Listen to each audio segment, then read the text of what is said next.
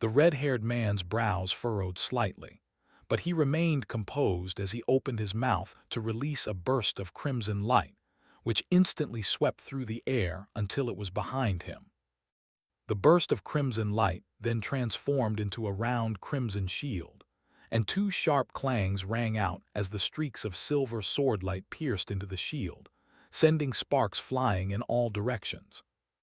The round shield shuddered slightly, but it was instantly able to stabilize itself again. However, before the red-haired man even had a chance to catch his breath, four more identical streaks of silver swordlight emerged on either side of him before piercing toward him as well, and they were even faster than the precious streaks of swordlight. The red-haired man's expression darkened slightly upon seeing this, and the giant sword in his hand suddenly began to glow radiantly, as four fiery crimson sword projections were released. All of the sword projections were giving off bursts of law power fluctuations, and they positioned themselves directly in the path of the four streaks of silver swordlight. Three dull thumps rang out in succession, as three streaks of silver swordlight were intercepted before exploding alongside the sword projections that they had crashed into. But right as the final streak of silver swordlight was about to clash against the sword projection that was in its path, the latter was suddenly moved slightly to the side. The streak of silver swordlight just barely passed by the fiery sword projection, then abruptly appeared in front of the red-haired man's lower abdomen, before plunging down at an incredible speed. A hint of surprise flashed through Han Li's eyes upon seeing this. In the instant that the crimson sword projection was diverted to the side, Han Li had sensed the aura of spiritual sense chains. Right at this moment, a burst of radiant azure light abruptly appeared beside the red-haired man, then transformed into an azure spear that struck the streak of silver swordlight. A dull thump rang out as the streak of silver swordlight exploded, while the thin man appeared beside the red-haired man before asking, "Are you all right, Brother Gongshu?" A layer of cold sweat had beaded up on the red-haired man's forehead, and there was a hint of lingering fear in his eyes as he replied, "I'm fine. Thank you, Brother Wang." At the same time, he made a hand seal, and his giant sword rose up into the air above his head, where it released a burst of radiant crimson light that conjured up countless streaks of crimson sword chi, forming an enormous sword formation that began revolving incessantly around him. At the same time, the crimson shield behind him transformed into a thick crimson light barrier around his entire body in case of further sneak attacks. Silver Fox may only be an early high zenith cultivator, but his powers are nothing to be scoffed at. Otherwise, he wouldn't have been able to avoid capture for all these years, so do be careful, Brother Gongshu, the thin man cautioned. At the same time, he swept a sleeve through the air to release an azure bamboo tube immortal treasure, while transformed into a cylindrical azure light barrier around him. The red-haired man nodded in response, and any complacency in his heart had been completely erased. Right at this moment, the black-robed young man's mocking voice rang out. "Gongshu Tian, I heard that you're supposed to be the #1 prodigy of the Gongshu clan and a renowned figure even in the Immortal prison. Is this all of you've got? You have to rely on your companion to protect you. How disappointing." His voice was reverberating throughout the entire surrounding space, making it impossible to pinpoint where it was coming from. A furious look appeared on the red-haired man's face, but he then took a deep breath and paid no heed to the taunts being directed at him. "Even my spirit domain is unable to detect Silver Fox's presence.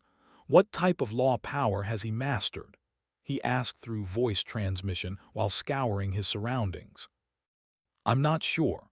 I've heard that he possesses a powerful spatial treasure that can allow him to fuse as one with space itself, making it impossible to track him down using spiritual sense or spirit domains. Having said that, it's not entirely impossible to determine his location," the thin man replied. A hint of realization instantly appeared in the red-haired man's eyes upon hearing this. All of a sudden, a burst of azure light emerged over the thin man's body, and it spread outward to form an azure spirit domain that stacked on top of the surrounding crimson spirit domain. Immediately thereafter, he made a hand seal, and a series of azure tornadoes instantly emerged within the azure spirit domain. The red-haired man also sprang into action, chanting an incantation, and a series of pillars of crimson fire rose up within his spirit domain, quickly intertwining with the azure tornadoes. The fiery pillars quickly fused with the azure tornadoes, and the flames reared up significantly as the entire crimson spirit domain brightened by severalfold, but no change could be observed in the azure spirit domain. However, all of the swirling crimson flames were obstructing everyone's view while also keeping out the spiritual sense of the bystanders, and everyone was quite disappointed to see this. For the vast majority of the bystanders, witnessing high zenith cultivators in battle was an extremely precious learning experience, but it seemed that the spectacle had become inaccessible, at least for now. A hint of disappointment also flashed through Han Li's eyes, and a contemplative look appeared on his face as he thought back to the instant that the crimson sword projection had been shifted to the side. He hadn't managed to catch a clear glimpse of the process the first time, but if he could see it a few more times, then he was confident that he would be able to make sense of what had happened. This was clearly a very advanced use of one's spiritual sense, and if he could master it, he would have another potent weapon that he could use in battle. Inside the crimson spirit domain, the red-haired man made a hand seal, and the crimson flames within the spirit domain instantly began to churn violently, then converged to form a giant white fireball that resembled a scorching sun hanging in midair. A terrifying fiery law aura was emanating from the white sun, causing the nearby space to tremble violently. The red-haired man's complexion was slightly pale, clearly indicating that this was a very taxing ability for him to unleash, and he chanted an incantation while abruptly making a grabbing motion with one hand. Countless strands of white light instantly shot out of the white sun, then pierced through the space down below in a flash. The strands of white light were extremely fast, and they instantly permeated throughout the entire crimson spirit domain. There he is.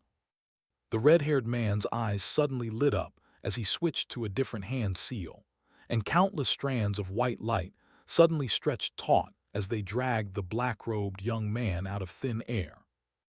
Those strands of white light were wrapped around his body, and there was a surprised look on his face. "Die!" the thin man roared as he swept a sleeve through the air, sending an azure badge hurtling toward the black-robed young man.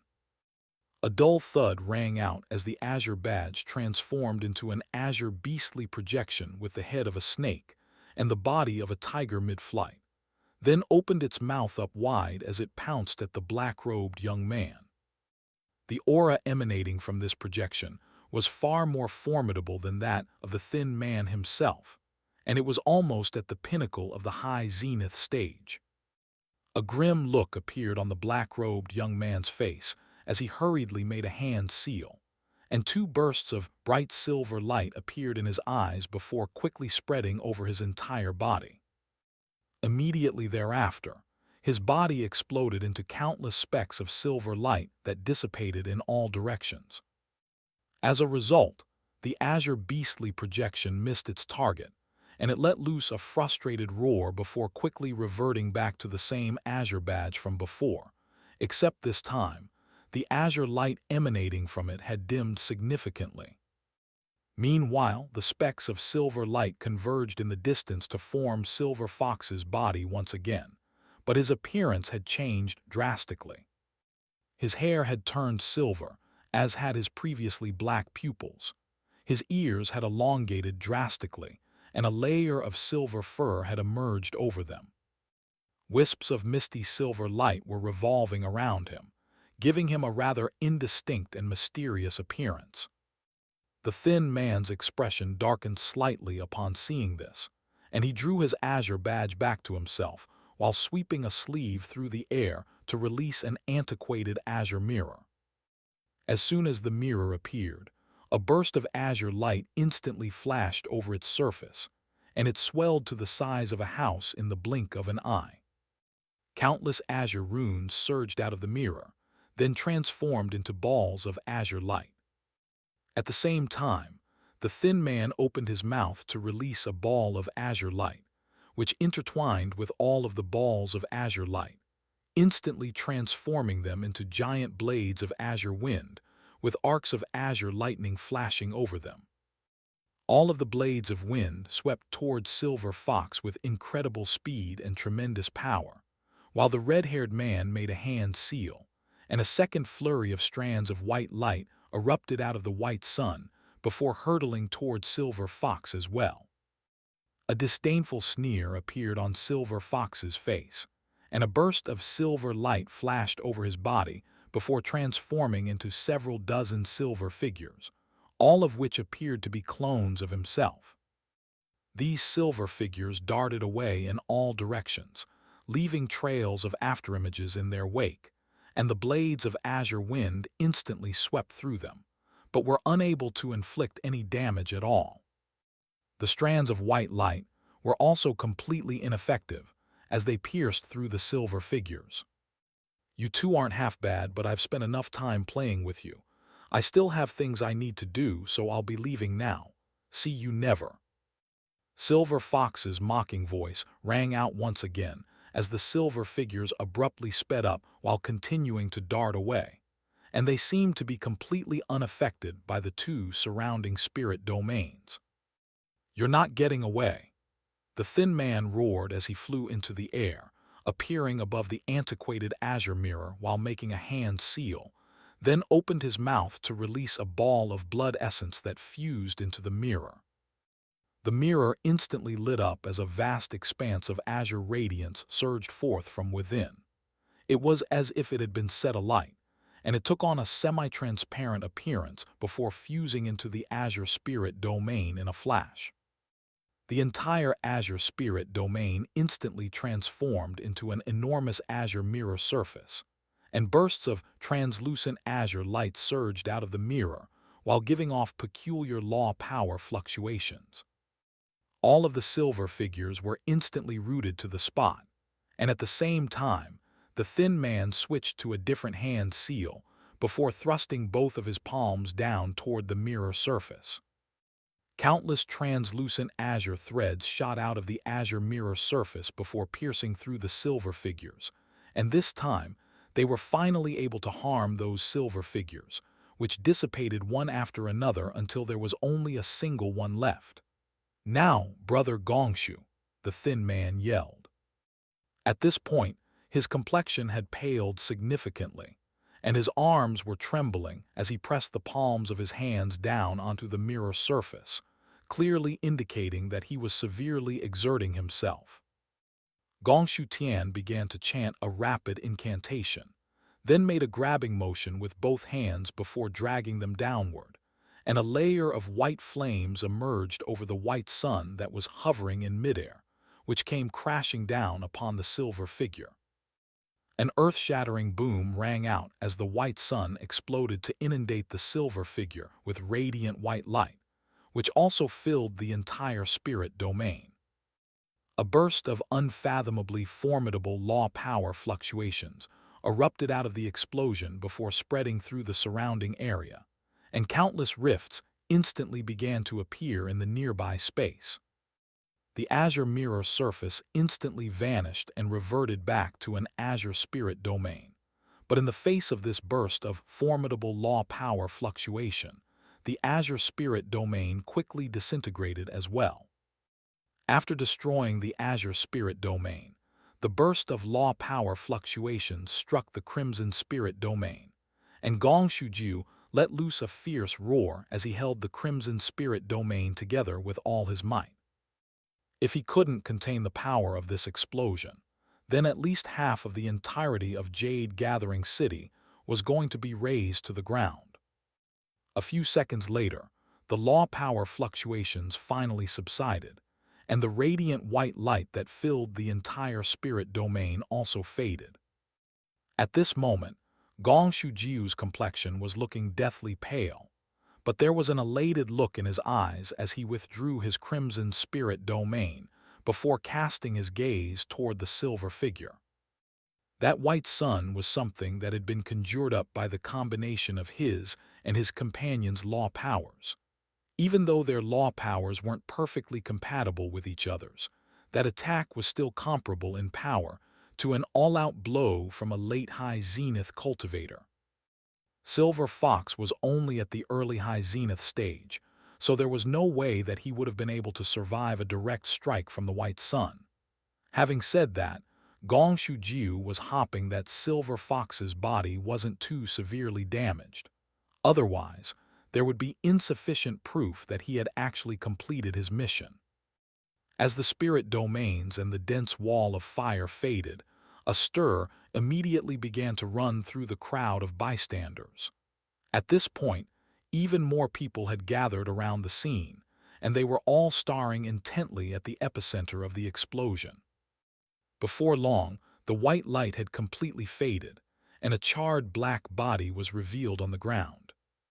However, as soon as Gong Shutian caught sight of the body, his smile instantly stiffened. As it turned out, the body belonged to his companion. At this moment, his entire body was charred black and riddled with cracks, but there was no longer any blood flowing out of those gashes. He resembled a burned rucksack, and the only silver lining was that he was still breathing, albeit very faintly. "Senior Marshal Brother Wang," Gong Shutian exclaimed, then immediately rushed over to the thin man's side before flipping a hand over to summon a pair of talismans, one green and one red. Both talismans were giving off astonishing spiritual power and law power fluctuations, indicating that they had to be very precious talismans. But in this urgent situation, Gong Shutian put them to use without any hesitation. The two talismans lit up at his behest, then vanished into the thin man's body as two balls of light, one green and one red. The thin man's charred body instantly began to revert from black to red, and all of the gashes on his body also began to heal, while his aura was also steadily recovering. Gong Shutian was very relieved to see this, but all of a sudden, he turned his attention to the spot where the thin man had been standing just a moment ago, and it was Silver Fox who was standing there instead. His hands were clasped together in a seal in front of his chest, and they were releasing blinding silver light. All of a sudden, Silver Fox undid his hand seal, and the silver light immediately faded, revealing a faint smile on his face. Meanwhile, the purple-robed cultivator remained at the exact same spot as before with his hands still clasped behind his back. His clothes were completely spotless and undamaged, and he hadn't been affected by the battle that had just taken place around him at all. He turned to take a glance at Silver Fox and the two immortal envoys, then quickly looked away again. All of the bystanders were astonished to see this. It seemed like Silver Fox had taken on two immortal envoys at once and come out on top. "I can't believe you've mastered the laws of illusion to such an advanced degree," Gong Shutian exclaimed with a stunned and furious expression. He then scooped up the thin man's body from the ground before flying back in retreat. "Did I say you could leave?" Silver Fox asked as he raised a hand, and his fingertip began to glow with bright silver light. Right at this moment, a burst of spatial fluctuations erupted overhead, and a bolt of 5-colored lightning appeared before crashing down upon Silver Fox at an astonishing speed. Silver Fox immediately darted back in retreat with an alarmed expression, but the bolt of 5-colored lightning was too fast for him to evade, and it wrapped itself around his raised left arm as if it were a living creature. A dull thump rang out as Silver Fox's arm was snapped into pieces before being incinerated into ashes, but at the same time, he had retreated to over 1,000 feet away. However, the bolt of 5-colored lightning wasn't done there, and it shot forth in hot pursuit before attempting to strike other parts of Silver Fox's body.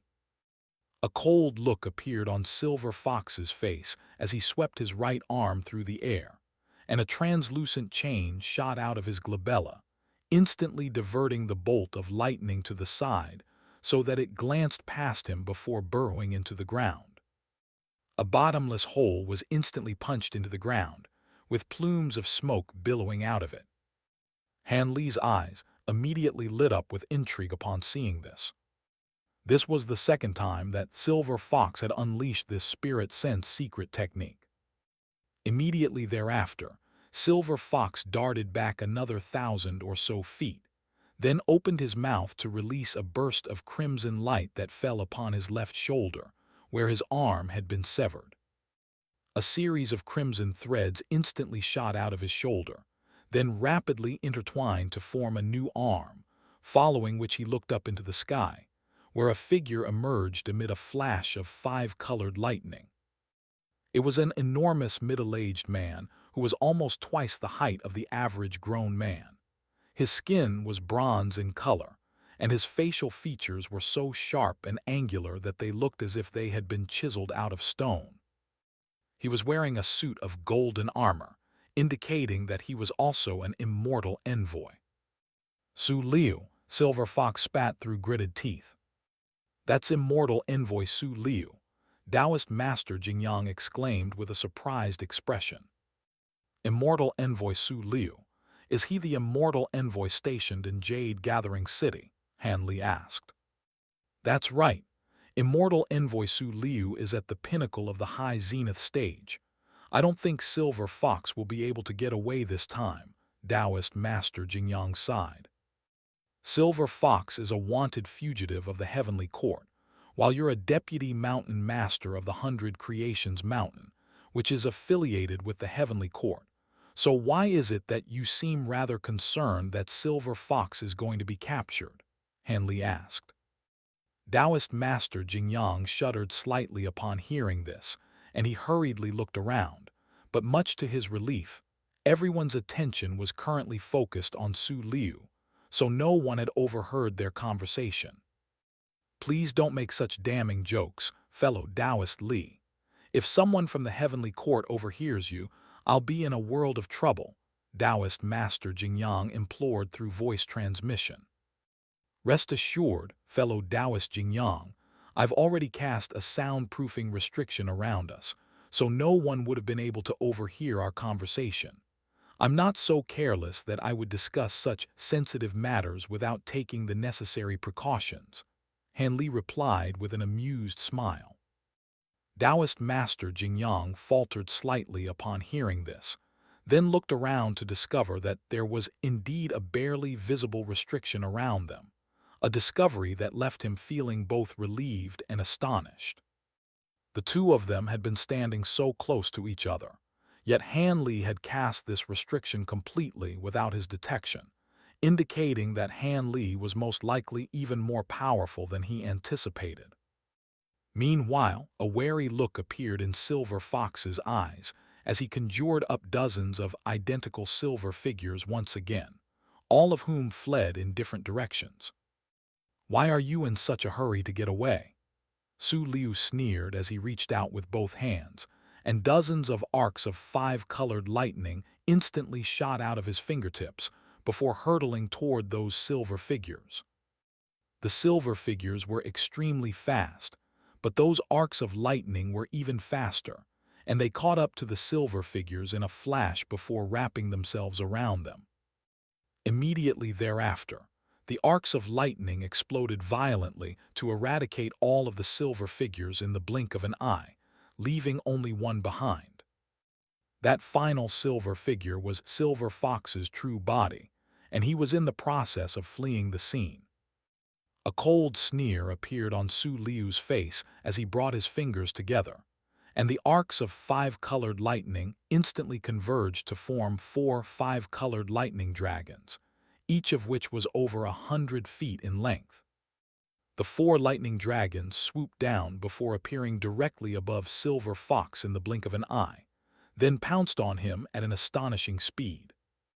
A burst of tremendous power erupted out of the lightning dragon's bodies to significantly hamper Silver Fox's speed, and his expression changed drastically as he hurriedly made a string of hand seals. Several spiritual sense chains shot out of his glabella in a flash, and 4 lightning dragons were diverted ever so slightly to create a small opening. Silver Fox's eyes immediately lit up as he darted through the opening, but right at this moment, an earth-shattering boom rang out, and an enormous ball of radiant 5-colored lightning emerged.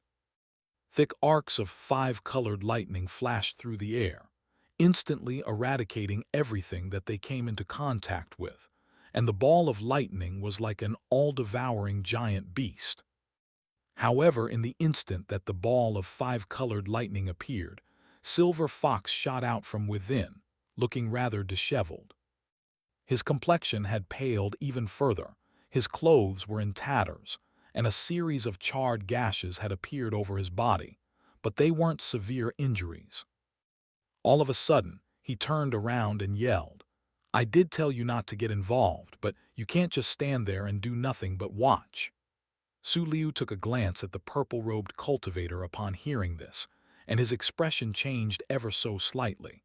But he continued with what he was doing without pause as the ball of 5-colored lightning split back up into 4 lightning dragons at his behest before hurtling toward Silver Fox. Silver Fox was clearly quite apprehensive of these lightning dragons, and bright silver light erupted out of his body as he rushed toward the purple-robed cultivator, leaving a trail of afterimages in his wake. "All right, but let's make this clear. You're asking for my help, so after this, I don't owe you anything anymore," the purple-robed cultivator said with a faint smile, and his voice indicated that he was a man. Han Li's expression changed slightly upon hearing this. The purple-robed cultivator's voice struck him with a sense of familiarity. "Fine," Silver Fox snapped as he drew to a halt beside the purple-robed cultivator, who rubbed his hands together, and bright purple light surged out of his body before forming a vast cloud of purple radiance. A burst of formidable devilish chi fluctuations erupted out of the purple light, and Han Li's heat stirred slightly upon seeing this. Not only was this burst of devilish chi tremendously powerful, it was also exceptionally pure, far more so than the devilish chi that he released while unleashing his Provenance true devil arts. The purple light rippled slightly, then immediately swept back toward the purple-robed cultivator to form a huge purple projection with 3 heads and 6 arms behind him. The projection's 3 heads were all different from one another. One of the heads had a single horn with a furious look on its face. Another wore a flame-shaped helmet with its eyes shut, seemingly in a state of slumber, while the final head wore a sympathetic expression with a vertical eye on its forehead. In fact, all 3 heads had a vertical eye on each of their foreheads, but at this moment, these eyes were tightly shut. The 6 arms were also all wielding different weapons, and right at this moment, the purple-robed cultivator's sleeves rolled up on their own to reveal a fine layer of purple scales on the skin of his arms. A hint of recognition flashed through Han Li's eyes upon seeing this, and he murmured to himself, "It's him." The purple-robed cultivator was most likely Shi Chuankong, the man that he had met back in primordial Origin City. At this moment, the purple scales on his arms were also glowing brightly as a series of purple veins spread over his entire body, and he swelled to several times his original size. Originally, he had a tall and slender build, but his body became extremely muscular and imposing, and a series of devilish patterns had appeared over his skin, while his eyes had also turned a dark purple color. An enormous aura erupted out of his body, but it was only at the pinnacle of the golden immortal stage. He made a hand seal to release 2 beams of purple light into the devilish projection behind him, and the projection's horned head suddenly began to glow brightly, while the vertical eye on its forehead also sprang open. a beam of silver light shot out of the vertical eye, giving off incredible formidable spatial law power fluctuations that caused the nearby space to ripple incessantly. The silver light then instantly vanished into thin air, and in the next instant, a ball of bright silver light appeared behind Silver Fox before transforming into a swirling silver vortex. The four lightning dragons converged onto the scene, but the silver vortex abruptly expanded to encompass the lightning dragons, and in the next instant, the lightning dragons and the silver vortex vanished in unison. A hint of surprise appeared on Su Liu's face upon seeing this, and right at this moment, a silver vortex suddenly appeared behind him. The four lightning dragons shot out of the vortex, catching him completely off guard and striking him on the back to send him flying forward with tremendous force. "Bravo, Su Liu's really shot himself in the foot there," Silver Fox chortled with glee. "We have to get out of here. Su Liu is not someone that we can take on right now," the purple-robed cultivator said as he made a hand seal, and the purple projection behind him wrapped its 6 arms around him and Silver Fox, then fled into the distance as a ball of radiant purple light. "Get back here!" A thunderous roar of fury rang out as arcs of 5-colored lightning instantly spread through the surrounding area to form a lightning spirit domain that encompassed the purple lightning within it. The lightning spirit domain was virtually substantial in form, and once again, it obstructed the view of all of the bystanders. Arcs of 5-colored lightning converged from all parts of the spirit domain, lashing viciously against the ball of purple light like whips. The ball of purple light rippled violently, and it was being rapidly whittled down by relentless lightning strikes. All of a sudden, Su Liu appeared at the center of the lightning spirit domain. The armor on his back was damaged, revealing a large section of his bronze-colored skin, but he was clearly unscathed. However, he seemed to have been infuriated by the fact that his own attack had been used against him, and he immediately made a hand seal, upon which all of the 5-colored lightning in the spirit domain converged to form a giant axe. Bursts of thunderous rumbling erupted out of the axe, and a tremendously fearsome aura spread through the entire surrounding area. Su Liu raised an arm before bringing it down again in a swift and forceful motion, and the lightning axe came crashing down with unmatched power, tearing through the nearby space as it descended upon the ball of purple light. Almost at the exact same moment, a giant crimson sword the size of a mountain came hurtling forth from afar, and wrapped around it was an enormous fiery worm projection that was giving off tremendous fire law power fluctuations. The crimson sword wasn't as powerful as the lightning axe, but it was certainly nothing to be scoffed at, and it was also leaving a spatial rift in its wake as it swept toward the ball of purple light. The sword had come from none other than Gong Shutian, and at this point the thin man had also regained consciousness, but he was still yet to recover from his injuries, so he refrained from entering the fray. Right at this moment, a burst of bright silver light suddenly appeared within the ball of purple light, then quickly spread outward to form a silver spirit domain.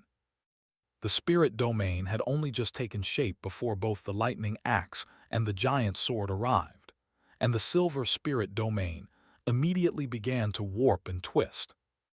All of the surrounding space within a radius of several thousand feet also twist and elongate, and the lightning axe and the giant sword were swept up by the twisted space, diverting them away from their original trajectories. As a result, they glanced past the silver spirit domain, then clashed against each other with an earth-shattering boom. The silver spirit domain also dimmed significantly, indicating that it had been severely exerted. However, at the same time, it rapidly elongated into the shape of a spear, then pierced into space and vanished without a trace in the blink of an eye. Almost at the exact same moment, the azure light shuddered violently before a cracking sound rang out from inside, It exploded into countless specks of azure light that quickly dissipated. All of this had taken place in the blink of an eye, and all Su Liu and Gong Tian saw were a few flashes of silver light before Silver Fox and the purple-robed cultivator vanished out of sight. Shit! Gong Tian cursed to himself with a frustrated look on his face, and the thin man was also looking far from pleased.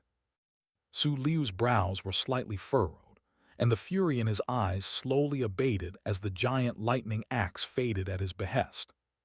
Fellow Taoist Su, your laws of lightning were the perfect counter to Silver Fox. If the three of us had joined forces from the very beginning, Silver Fox wouldn't have gotten away, and Brother Wang wouldn't have been injured either, Gong Tian said as he turned to Su Liu. Are you questioning me? Su Liu asked as he turned to Gong Tian with a cold expression. Gong Tian's expression stiffened slightly, and the tone of his voice softened a little as he replied, No, I'm just stating the facts. The three of us were assigned the mission of capturing Silver Fox, yet now, not only has he gotten away, he's taken the myriad soul herb as well. How are we going to answer to our higher-ups? Su Liu took a glance at the severely ravaged inner city, then at the people in the cage on the flying boat, and he sneered. Capturing Silver Fox is your mission. I was only instructed to help you. I did everything I needed to do, and it's up to you to think about how to answer to our higher-ups. As for everyone on that boat, they're all esteemed guests who came to attend the Jade Kun Pavilion auction, so you'd better think carefully about what you want to do with them. As soon as his voice trailed off, he withdrew his lightning spirit domain, then vanished from the spot before Gong Tian had a chance to say anything. With the lightning spirit domain gone, Gong Tian and the thin man were revealed to everyone. At this point, an enormous crowd of bystanders had gathered at the scene, and the two immortal envoys clearly weren't very pleased with all the attention. Gong Tian gave a cold harumph, and the two immortal envoys promptly departed as two streaks of light. The flying boat beside them also flew away after them, while the people in the cage were dumped out in a rather unceremonious fashion. All of the freed cultivators were extremely relieved, and they immediately departed, as did the crowd of bystanders. Judging from their expressions, it seems that they failed to capture Silver Fox, Han Li remarked as he watched the departing the immortal envoys. At the same time, the thought of Shi Chuankong flashed through his mind. It seemed that the three-headed projection that he had conjured up was somehow related to the Provenant's true devil arts, and on top of that, he had also mastered the laws of space. It was a real pity that Su Liu's lightning spirit domain had obstructed everyone's view and prevented him from seeing the final moments of the battle. The fun's over now, so let's get out of here, fellow Taoist Li. I don't think it would be wise to linger here, Taoist Master Jingyang urged. Sorry to keep you waiting, fellow Taoist Jingyang. Let's go, Han Li agreed. At the center of Jade Gathering City was a white pagoda that stretched all the way up into the clouds. All of a sudden, Su Liu appeared in a side hall within the pagoda, and beside him was a white-robed young man who was seated in a chair, sipping on some spirit tea. Upon spotting Su Liu, he remained seated as he remarked, You intentionally let those two get away, didn't you?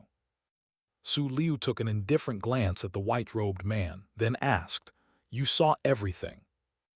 That man in purple had spatial law powers up his sleeve, but with your powers, you were perfectly capable of preventing him from getting away. Why did you do that? Those old geezers aren't as easy to fool as Gong Tian. If the higher-ups find out about this, it could be bad for you, the white-robed man said.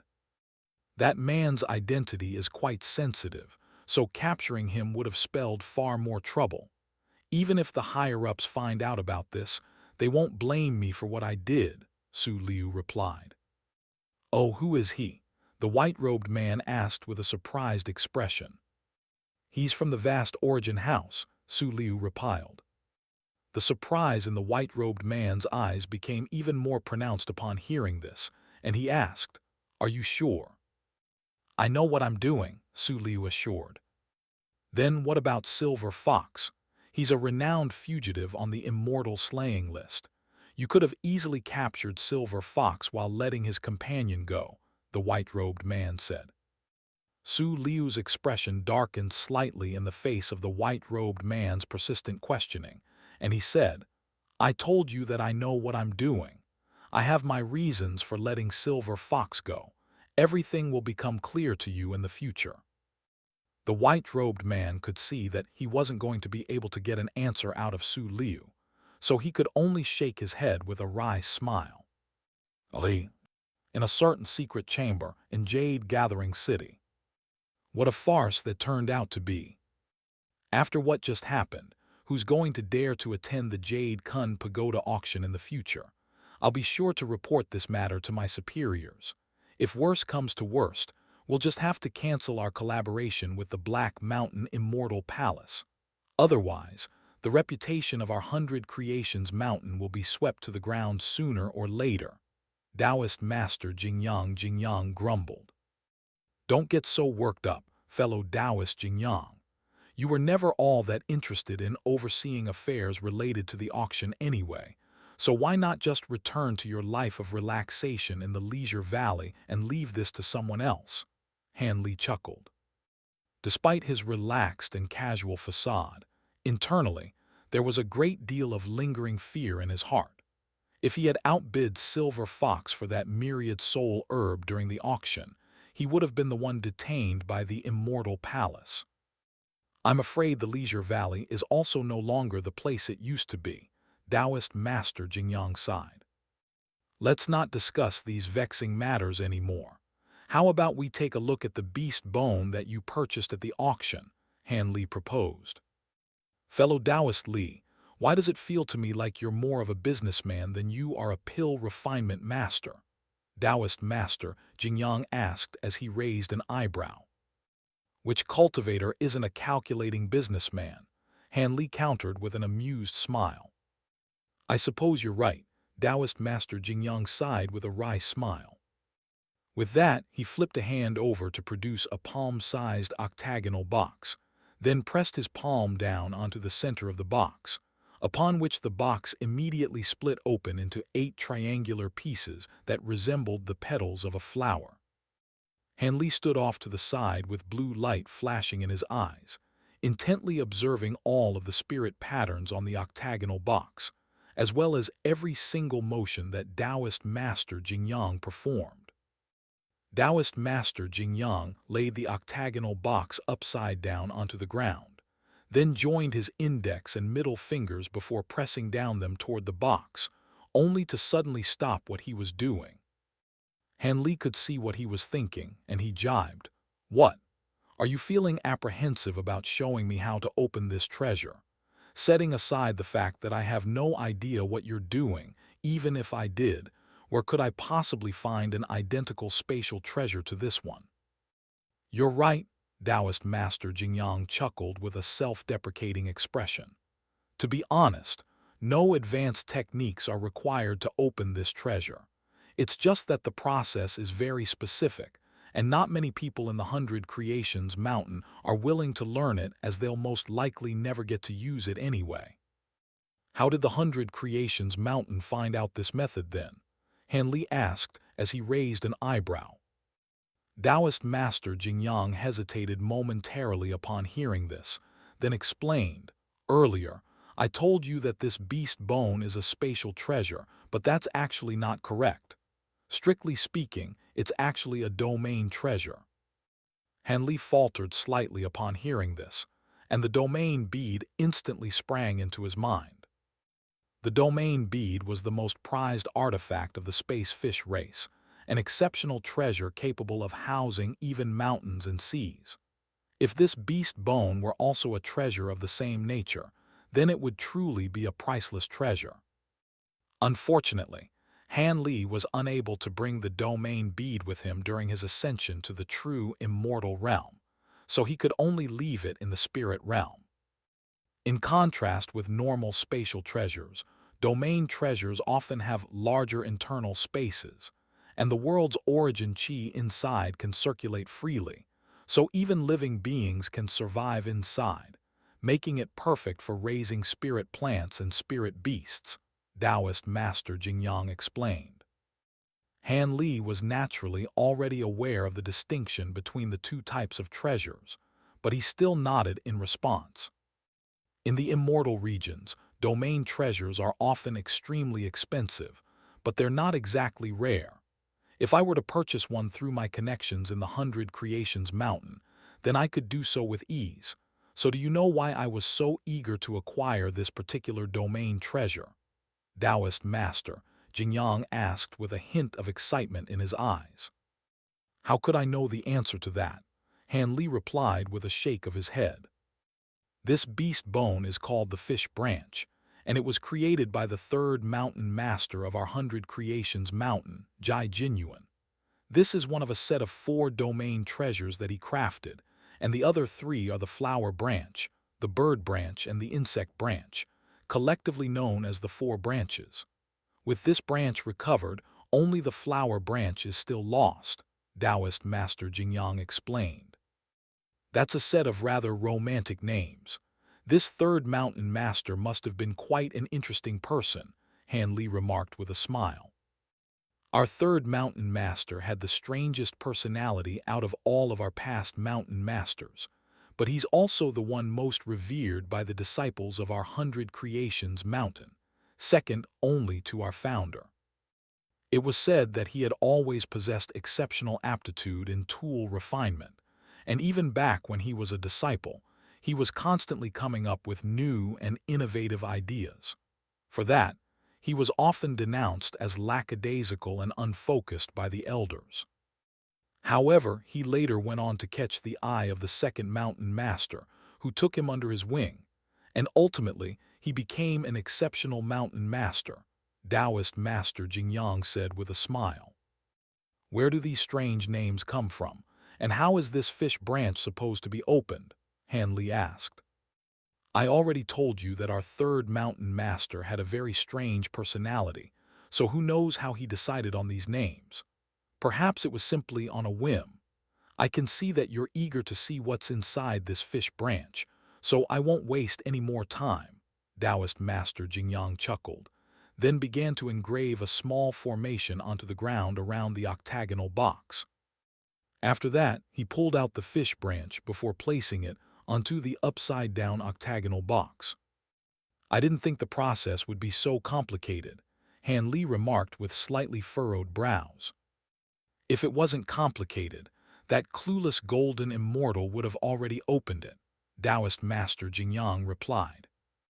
That's true, Han Li said with a nod. The formation that I've engraved onto the ground is called the 8 Origins Unraveling Formation. Following the demise of their original owner, some domain treasures cannot be opened by anyone else, and the only way to reopen such a domain treasure would be refine it using this formation, after which one will be able to open and close the treasure at will like a storage ring, Taoist master Jingyang explained. I see. All right, I have to focus now, so don't distract me, Taoist master Jingyang said as a serious look appeared on his face. Han Li immediately made his way to the side of the room, where he continued to observe in silence. Meanwhile, Taoist master Jingyang began to make a hand seal while silently chanting an incantation. Through observing his lips, Han Li was able to get a rough idea of what he was chanting, but this was clearly not a reliable method to learn the incantation, and with that in mind, Han Li's brows became slightly furrowed. Moments later, Taoist master Jingyang raised a finger to release a beam of white light into the beast bone, and a layer of resplendent silver light instantly appeared over its surface, then spread over the entire bone, while a golden fish designed roughly the size of a copper coin appeared on the tip of the bone. Please wait a moment while I refine this treasure, and after that we'll be able to open it, Taoist master Jingyang said to Han Li as he picked up the fish branch. Han Li was still pondering the incantation that he had just extrapolated, and he nodded silently in response. Taoist Master Jingyang sat down with his legs crossed, then brought his palms together with the bone clasped between them to commence the refinement process. Only after around 6 hours had passed did he rise to his feet. At this point, he was sweating profusely, and it seemed that he had just severely exerted himself. Despite his weary expression, his eyes were glowing with joy, and he smiled as he declared, "It's time to reap the spoils, fellow Taoist Li." "I'm excited to see what's inside," Han Li replied with a smile of his own. Taoist Master Jingyang swept a hand over the fish branch, and all of a sudden, it became completely transparent, while the bright silver light that was emanating from it transformed into a door of light that was around 10 feet tall. A glimmer of green could be seen within the door of light, and a gentle breeze was also blowing out of it. "Come on in, fellow Taoist Li," Taoist Master Jingyang invited, then stepped into the door of light, disappearing out of sight. Han Li briefly inspected the door of light, then also stepped into it behind Taoist Master Jingyang. As soon as he did so, he immediately found himself standing above a vast body of water, and the surrounding environment was filled with clean and refreshing air. After inhaling a lungful of fresh air, he inspected his surroundings to find that the body of water down below was several dozen kilometers wide, so it could be referred to as a small lake. Further in the distance around the lake was a vast expanse of mist that perhaps led to somewhere else, or perhaps they signified the boundaries of this space. At the very center of the lake was a round island that was filled with lush greenery, and at the center of the island was an intricate courtyard with white walls and black roof tiles. Han Li and Taoist Master Jingyang were hovering in the air above the lake, and they could see schools of plump golden carp swimming and playing through the water in a joyful manner. "I didn't think that there would be such an abundance of spiritual qi in this domain," Han Li praised. "Indeed, this place isn't inferior to some of the secret areas that are closely guarded by major sects. I can see that there are at least 2 spirit springs in this lake.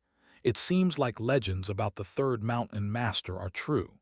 He really was a genius far beyond fools like myself," Taoist Master Jingyang sighed, then picked up his wine gourd before taking a long swig. "Why do you always speak of him in the past tense, fellow Taoist Jingyang? Is he no longer the mountain master of the 100 Creations Mountain?" Han Li asked, while appreciating the beautiful scenery around him. "Indeed, the third mountain master is nothing more than a legendary figure of the past now. Our current mountain master is the 5th mountain master," Taoist Master Jingyang sighed. As the two of them were speaking, they had already glided through the air to the small island at the heart of the lake. Upon reaching the island, they were immediately greeted by the sound of pleasant birdsong and the sweet fragrance of flowers. The two of them made their way down a small pebble path on the island deep into the forest, and they quickly arrived at the black and white courtyard. To the front left of the courtyard was a small spirit field, around which was a purple light barrier, and there were various types of different spirit plants and spirit medicines growing inside. Taoist Master Jingyang's eyes lit up slightly as he approached the spirit field. The light barrier hadn't been maintained for countless years, and he was able to dispel it with ease before turning back Han Li as he asked, "Fellow Taoist Li, you're a pill refinement master, so I'm sure you recognize everything in here, right?" Han Li stepped into the spirit field, then swept his gaze over the surrounding spirit plants, and his eyes immediately lit up slightly as he replied, "Almost all of the spirit plants in this field are over 100,000 years old, particularly those 9-leaf cornelian cherries and that ink fragrance herb. They're at a perfect age to be used, and they're an exceptionally rare find. I knew I could count on you, fellow Taoist Li. In accordance with our prior agreement, you can pick out 1/3 of the spirit plants in here. If you think that's not enough, I can sell some to you in immortal origin stones as repayment for the debt that I owe you, Taoist Master Jingyang said. Could it be that back when you were borrowing money from me, you had already thought of the idea of repaying me using the treasures in this domain treasure? As expected of a shrewd businessman of the 100 Creations Mountain, your foresight is truly outstanding. 100 Creations Mountain praised. You're mistaken, fellow Taoist Li. The main reason why I decided to purchase this fish branch for such a steep price is due to its ties with our sect. As for what's going to be in it, that's nothing more than a blind gamble for me. After all, there's no way for me to tell if someone else has already accessed this space before this fish branch fell into the hands of that golden immortal, Taoist master, Jingyang replied. I can't allow you to repay this favor so easily, fellow Taoist Jingyang. I'll stick by our original agreement and pick out only a third of the spirit plants here. As for the immortal origin stones that you owe me, you can repay me over time, Han Li said with a smile, then began to pick out the spirit plants that he wanted from the field. Meanwhile, Taoist Master Jingyang had already opened the restriction on the gate of the courtyard, but he didn't make his way inside on his own.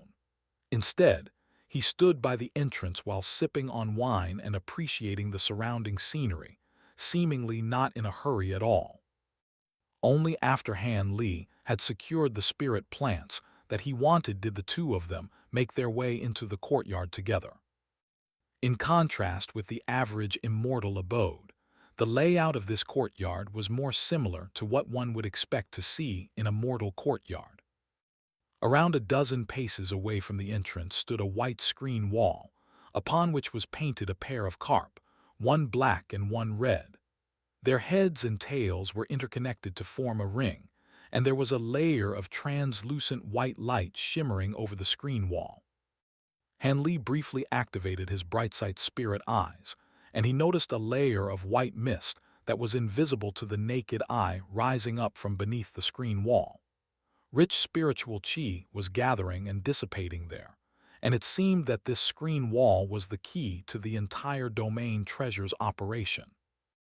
After making their way around the screen wall, Han Li and Taoist Master Jingyang stepped into the first section of the courtyard, where they saw a series of puppets strewn over the ground, with their spirit cores completely spent. Taoist Master Jingyang approached those puppets for a brief inspection, then shook his head with a disappointed look on his face. "What's wrong, fellow Taoist Jingyang?" Han Li asked. "These puppets weren't crafted by our third mountain master, and there are no signs to indicate who it was that left them here. The craftsmanship is quite remarkable, but they're nothing more than a pile of scrap metal now," Taoist Master Jingyang replied. "According to your description, this fish branch has already been around for countless years, and it could have had multiple owners during that time.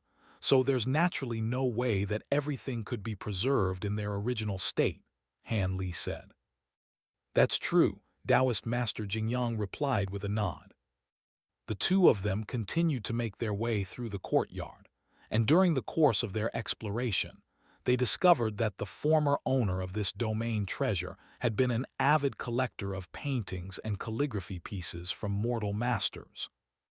Many of them were extremely important pieces in the world of art and calligraphy, and there was no lack of pieces from extremely renowned masters among them. Hanging in the main hall was a piece of calligraphy from a small mortal nation that had existed in the golden origin immortal region over 100,000 years ago, and it had been written to pay homage to the calligrapher's ancestors. The strokes were extremely masterful and diverse, making the characters resemble roaming ink dragons, to the point that it almost resembled an immortal talisman. Han Li wasn't very well versed in the art of calligraphy, but even he could tell that the former owner of this place had very good taste. Aside from these mortal pieces, there was also a secret chamber in the domain treasure that was dedicated to storing immortal artifacts, including treasures, pills, and spirit materials. Han Li briefly examined the collection in the secret chamber to find that all of the items were of quite a high caliber, most of which could even be used by high zenith cultivators. The two most valuable pieces among them were a crimson fan that contained fire law powers and a wooden ruler that contained time law powers. The former had been fashioned out of the feathers of some type of spirit bird, and it contained immense fire law powers, allowing it to easily melt the average golden immortal stage treasure into molten liquid. The latter was green in color and as smooth as jade, with densely packed markings etched onto its surface. However, prior to refining the treasure, it was impossible to tell what it could be used for. Taoist Master Jingyang's attention was immediately drawn to the fan, and he said, "Fellow Taoist Li, I recall that you were particularly interested in time attribute treasures during the auction. Out of these two treasures, I think this wooden ruler suits you best, so how about you leave this fan to me? I'll admit that I've become quite lazy of late, but I'm still a tool refinement master after all, and this fan will be of great help to me in my tool refinement endeavors." Han Li's brows furrowed slightly upon hearing this, and he replied, "I only purchased that time-severing flagon for its ability to store spirit liquids. This wooden ruler is a treasure of an even higher caliber than the flagon, but it's not very useful to me. In contrast, this fan can also be very useful in my pill refinement." Taoist Master Jingyang was silent for a moment, then proposed, "How about this, fellow Taoist Li? If you leave this fan to me, you can choose an additional 3 items out of everything here after you've picked out your share of a third of these items." A hesitant look appeared on Han Li's face upon seeing this, and after a brief moment of contemplation he acquiesced. "All right, we'll do as you say." "Thank you, fellow Taoist Li," Taoist Master Jingyang hurriedly said with a grateful expression.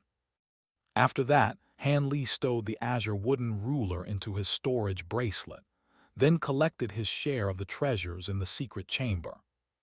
After splitting the spoils, Taoist Master Jingyang reopened the door of light, and the two of them emerged from the domain treasure one after the other. Upon returning to the secret chamber, Taoist Master Jingyang turned to Han Li with a smile, then suddenly said, "It's rare that I find someone that I get along so well with, fellow Taoist Li. I have a proposal for you.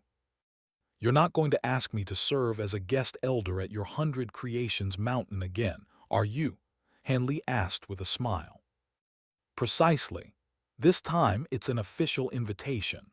With your skills in pill refinement, you'll most definitely be held in very high regard in our 100 Creations Mountain, and in exchange, you'll have access to the immense resources at our sect's disposal," Taoist Master Jingyang said with a serious expression. "I'm afraid I'll have to turn down your kind offer once again, fellow Taoist Jingyang. At the moment, I'm still troubled by my baleful decay, and my top priority right now is to resolve this issue," Han Li replied with a wry smile. "Have you not already obtained the profound Zoysia crystal? Once you've refined that pill, you'll be able to expel all of the baleful qi in your body, and the baleful decay will no longer be a concern," Taoist Master Jingyang said. "I certainly hope so. Once I get back to the Leisure Valley, I'll be going into seclusion to refine the pill in question, and that will be my focus for the immediate future," Han Li said. "I suppose that makes sense. I also have some matters to take care of in the wake of the auction, so let's part ways here.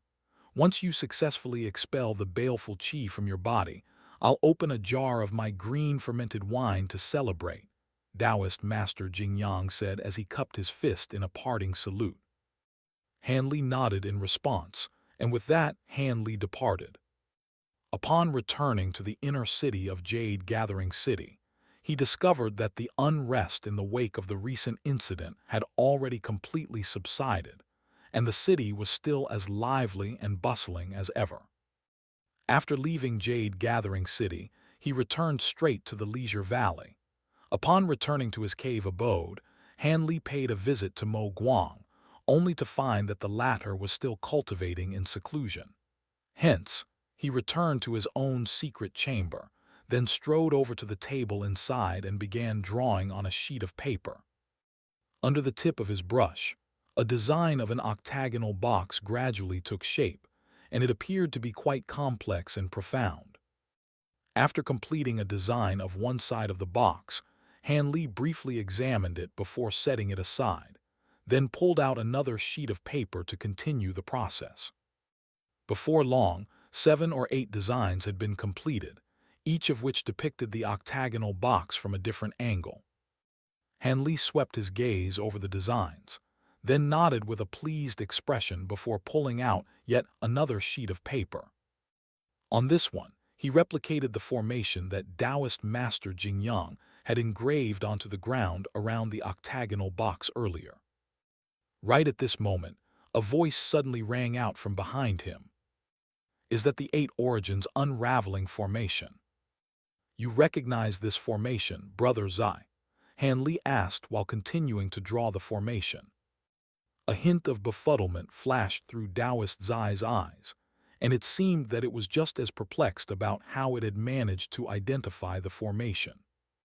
"I don't know how, but I suddenly recalled the formation as soon as I saw these designs," it explained. "Could it be that some of the memories that your former owner sealed away were awakened?" Han Li asked. "I'm not sure," Taoist Zai replied, then strode over to the table to pick up a few of the designs for a closer examination. All of a sudden, it said, "This part isn't quite right. It needs to be adjusted, or the effect of the formation will be hampered." Han Li's eyes immediately lit up as he asked, "You know how this thing is made?" "I should be able to make it as long as I have the right materials," Taoist Zai replied with a nod. It then took Han Li's brush before writing out a long list of materials onto a sheet of paper, then handed it to Han Li as it said, "If you can prepare these materials, I'll be able to craft this 8 Origins key." 8 Origins key. Han Li murmured to himself as he read through the list of materials, and it immediately made sense to him why Taoist Master Jingyang wasn't concerned about showing him the 8 Origins unraveling formation.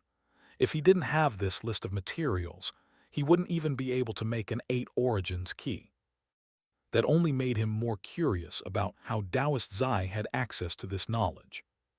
However, it was clear from Taoist Zai's expression that it was just as confused as he was. "I recall that the 8 Origins unraveling formation is only effective on certain special domain treasures. What are you trying to open, fellow Taoist Han?" Taoist Zai asked. Han Li flipped a hand over to produce the section of tailbone that from the giant rat skeleton upon hearing this, and he handed the bone to Taoist Zai while observing its expression, trying to see if it displayed any reaction to the bone, but Taoist Zai's brows only furrowed slightly with befuddlement, and that was the extent of its reaction. "Do you recognize this thing, fellow Taoist Zai?" Han Li asked. Taoist Zai examined the bone for a moment, then handed it back to Han Li with a shake of its head. "I wouldn't have been able to identify this object as a domain treasure at all if you hadn't told me. If I hadn't seen something that was identical to it in aura and appearance during the auction, I wouldn't have known that this was a domain treasure, either. Once I have these materials prepared, I'll have to trouble you to refine the key for me," Han Li said. "I can do that," Taoist Zai replied with a nod. After that, Han Li asked some more questions about the 8 Origins key, then left his cave abode to make another trip to Jade Gathering City. Over 2 months later, a small formation had already been engraved onto the ground in Han Li's cave abode. Taoist Zai was holding an octagonal box with one hand, and the box sprang open before being placed upside down at the center of the formation. "Place your domain treasure on top of the box, fellow Taoist Han," Taoist Zai instructed. Han Li immediately obliged, summoning the beast bone before setting it down onto the box. Regarding the incantation, before Han Li had a chance to finish, Taoist Zai interjected, "There's not much point in only knowing the incantation. It has to be used in conjunction with a specific method of channeling your immortal spiritual power. I'm assuming you know this method, right, Brother Zai? Hanli asked with a smile. Leave it to me, Taoist Zai replied with a nod, then began making a string of hand seals while silently chanting an incantation identical to the one used by Taoist Master Jingyang. After that, a beam of white light shot out of its fingertip and into the beast bone. A burst of green light flashed over the beast bone, followed by a burst of radiant silver light that flowed over the bone's surface like rippling water, while a flower design the size of a copper coin appeared at the end of the bone. Han Li's eyes lit up slightly upon seeing this. Just as he had predicted, this was indeed the flower branch refined by the third mountain master of the 100 Creations Mountain. The seal on this treasure has already been unraveled. All you need to do is refine it before you can open it, Taoist Zai said as it returned the bone to Han Li. Thank you, Brother Zai, Han Li replied with a nod. Then inspected the flower branch momentarily before sitting down with his legs crossed. After that, he joined his palms together with the bone held between them and began the refinement process. Around 4 hours later, Han Li's eyes abruptly sprang open, and he wiped the sweat from his forehead before rising to his feet. There was a hint of irrepressible elation in his eyes, and he took a glance at Taoist Zai before gently sweeping a hand over the flower branch. The bone instantly shuddered before turning transparent, while the radiant silver light that it was releasing formed a door of light that was around 10 feet tall. Why don't you come inside with me, Brother Zai? Han Li proposed with a smile, then stepped into the door of light. Taoist Zai was standing in front of the door of light, and it was just about to step inside as well when it suddenly stalled momentarily, then immediately returned to normal before vanishing into the door. After entering the door of light, Han Li appeared on a spacious meadow. He cast his gaze forward to discover a lush forest beyond the meadow, and there was faint smoke rising up from the forest, giving it a rather hazy and indistinct appearance. Instead of immediately entering the forest, Han Li flew in a circle around the space first. The sky in this space was only around 100,000 feet tall, and there was a spatial barrier beyond that altitude, preventing one from flying any higher. There were also spatial barriers surrounding the domain as well, creating invisible walls on all sides. Through his exploration, Han Li discovered that the internal space within the flower branch was far larger than that of the fish branch, but the abundance of the world's origin qi was roughly on the same level in both domains. Following his brief inspection, he descended into the forest with Taoist Zai, and as soon as he entered the forest, he could immediately feel the presence of faint baleful qi in the air. On the ground in front of him was a small white path paved to form all types of strange designs, and it was extending deep into the forest in a winding fashion, seemingly leading to the source of the baleful qi. Han Li's brows furrowed slightly upon seeing this, and he crouched down to give the stone path a closer inspection, upon which he discovered that it wasn't paved with white stone slabs or jade or anything like that. Instead, it was paved with human and beast bones of different sizes. Given this gruesome hobby, it's no wonder that rat carcass possessed such immense baleful qi, Han Li remarked. As Han Li made his way down the bone path, the baleful qi in the forest began to diminish, and many different spirit plants appeared on either side of the path. Some of these spirit plants were familiar to Han Li, while unidentifiable, but all of them appeared to be quite advanced in age. Instead of immediately picking these spirit plants, Han Li continued down the path until he reached a purple bamboo forest that was only several thousand feet in size. The forest was teeming with spiritual qi, and a 2-story pavilion could be seen inside. The area around the pavilion was completely devoid of baleful qi, and it resembled an immortal abode. Han Li activated his bright sight spirit eyes to carefully examine the purple bamboo forest for a moment, and after making sure that there were no restrictions inside, he made his way into the forest. After walking a few hundred meters, Han Li spotted a fenced courtyard up ahead. Upon entering the courtyard, he noticed a small pond with purple smoke swirling inside it, and at the center of the pond was a series of purplish golden lotus flowers. It looks like the core of this domain treasure is this pond and these lotus flowers inside, Han Li remarked with a contemplative expression. That does appear to be the case, Taoist Zai agreed with a nod. The two of them made their way over a purple bamboo arched bridge over the pond, then arrived in front of the two-story pavilion on the other side of the pond. The entire pavilion was also constructed from purple bamboo, and its foundation seemed to be rooted to the ground. In fact, some roots could be seen burrowing into the ground from the underside of the pavilion, and it was clear from the layer of purple light around it that restrictions had been set up inside. This pavilion is quite remarkable. It draws upon the power of the lotus flowers in the bond, fusing as one with their roots. If we were to forcibly break this restriction, perhaps we'd be able to gain access to the pavilion, but in doing so, we'd surely damage the foundation of this domain, Han Li remarked after examining the pavilion briefly. That's not a problem. All we have to do is slightly modify the 9 true spirits technique, and we'll be able to unravel these restrictions without harming the lotus flowers, Taoist Zai said. It sounds like you have it all figured out. Can I count on you again, Brother Zai? Han Li asked with a smile. Taoist Zai nodded silently in response, then began to work on unraveling the pavilion's restrictions.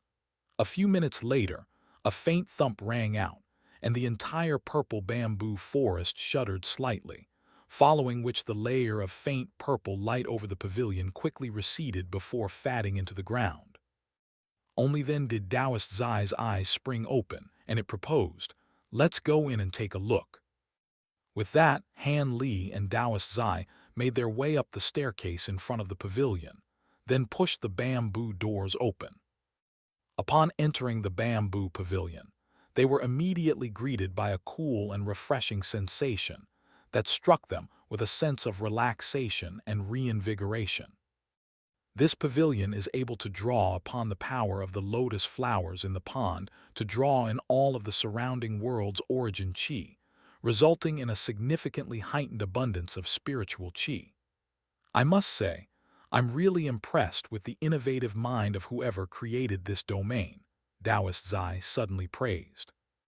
This pavilion can gather spiritual qi, but it doesn't trap it, so the circulation of the world's origin qi in the domain isn't affected.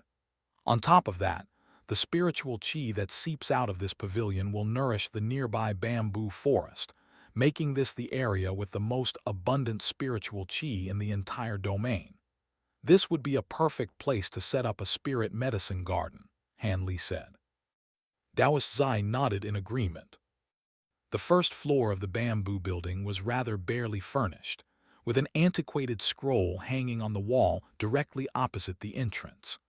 A large Zen character was inscribed onto the scroll in a rather wobbly script that resembled a piece of artwork more so than a piece of calligraphy. At the foot of the scroll was a cushion woven out of coarse linen, and judging from the severe wear and tear that it displayed, it appeared to have been used very frequently. To the left of the main hall was a side room, within which was a purple bamboo bed, Yupo, which was a small square table that carried an unlit oil lamp, a black teapot, and a pair of matching teacups. To the right of the bed was a staircase that led to the second floor of the pavilion. On the second floor, Han Li and Taoist Zai discovered 3 storage cabinets, all of which were sealed using secret techniques. After unraveling the seals, Han Li was ecstatic to discover that the first cabinet contained a huge amount of spirit medicines and spirit materials, among which were some fire vein ganoderma and jade marrow polygonatum that were hundreds of thousands of years old, as well large quantities of heavenly river stardust, ice soul frost crystals, and 9 yang flint. These were the only materials that Han Li was able to identify, while the rest were all things that he had never seen or even heard of before, and he presumed that they could be used for refining certain high-grade pills and treasures. Han Li stowed all of the materials into his storage bracelet, then moved onto the second cabinet, which contained around a dozen cultivation arts, only a small number of which were fit for human cultivators, while the vast majority were meant for demonic cultivators and other foreign cultivators. Han Li only briefly flipped through these cultivation arts and didn't study them in any fine detail. At the moment, he was already far too busy working on his time attribute cultivation arts and his spirit refinement technique, so he had no time to look at anything else. As for Taoist Zai, it took interest in a cultivation art by the name of the righteous lightning technique, and Han Li was more than happy to let it take the cultivation art. After stowing all those cultivation arts away as well, Han Li opened the third cabinet, and just as he had anticipated, it was filled with immortal treasures, but all of them were damaged to different extents. One of them was a bright longsword forged out of exceptional materials, and it had most likely been a very formidable acquired immortal treasure, but there was a long crack that extended all the way down the blade of the sword, much to Han Li's disappointment. The giant rat true spirit's physical body would have been sufficient to stand up against immortal treasures, so it most likely wouldn't have required such weapons. Hence, these were most likely the spoils that it had reaped from battle.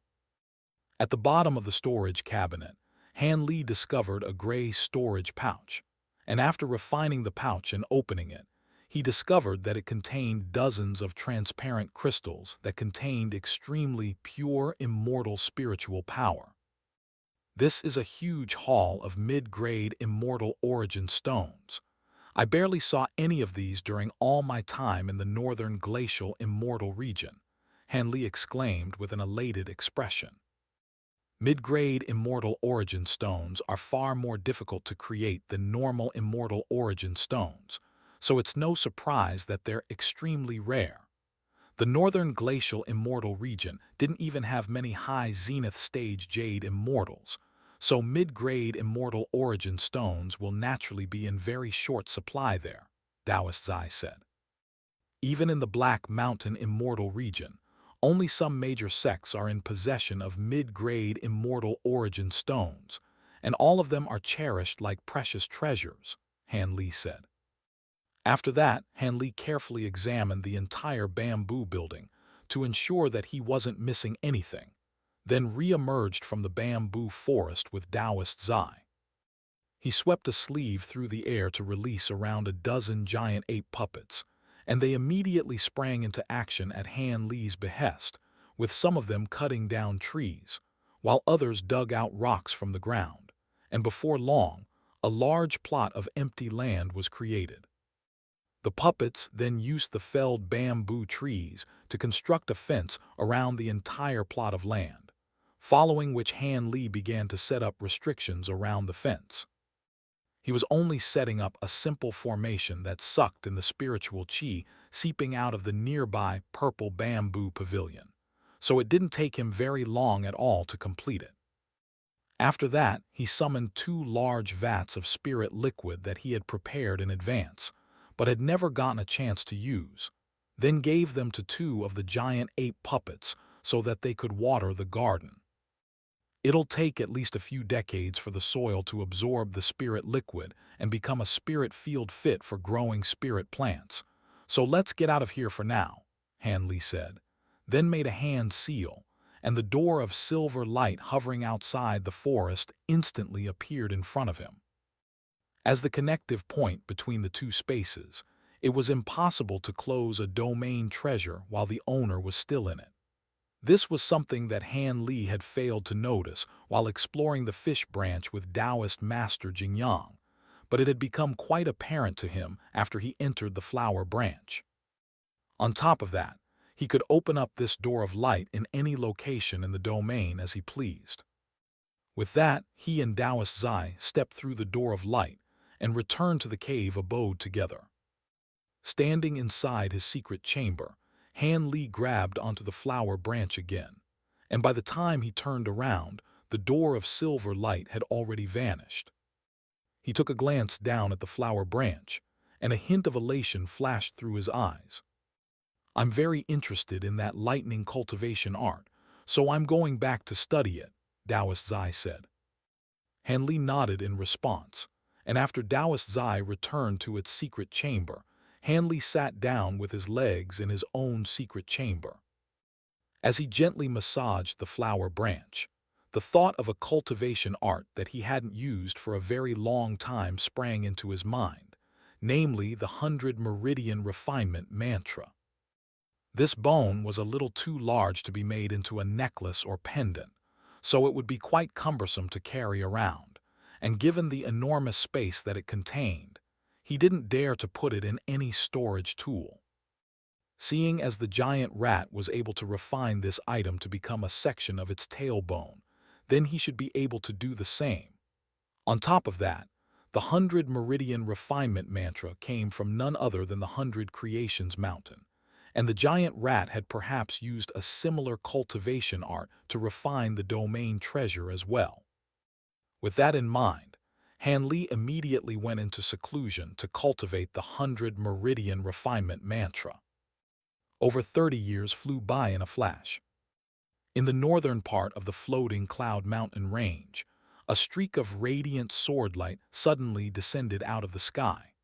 The swordlight was enveloped in a layer of golden lightning, and it crashed into a forest like a golden lightning dragon.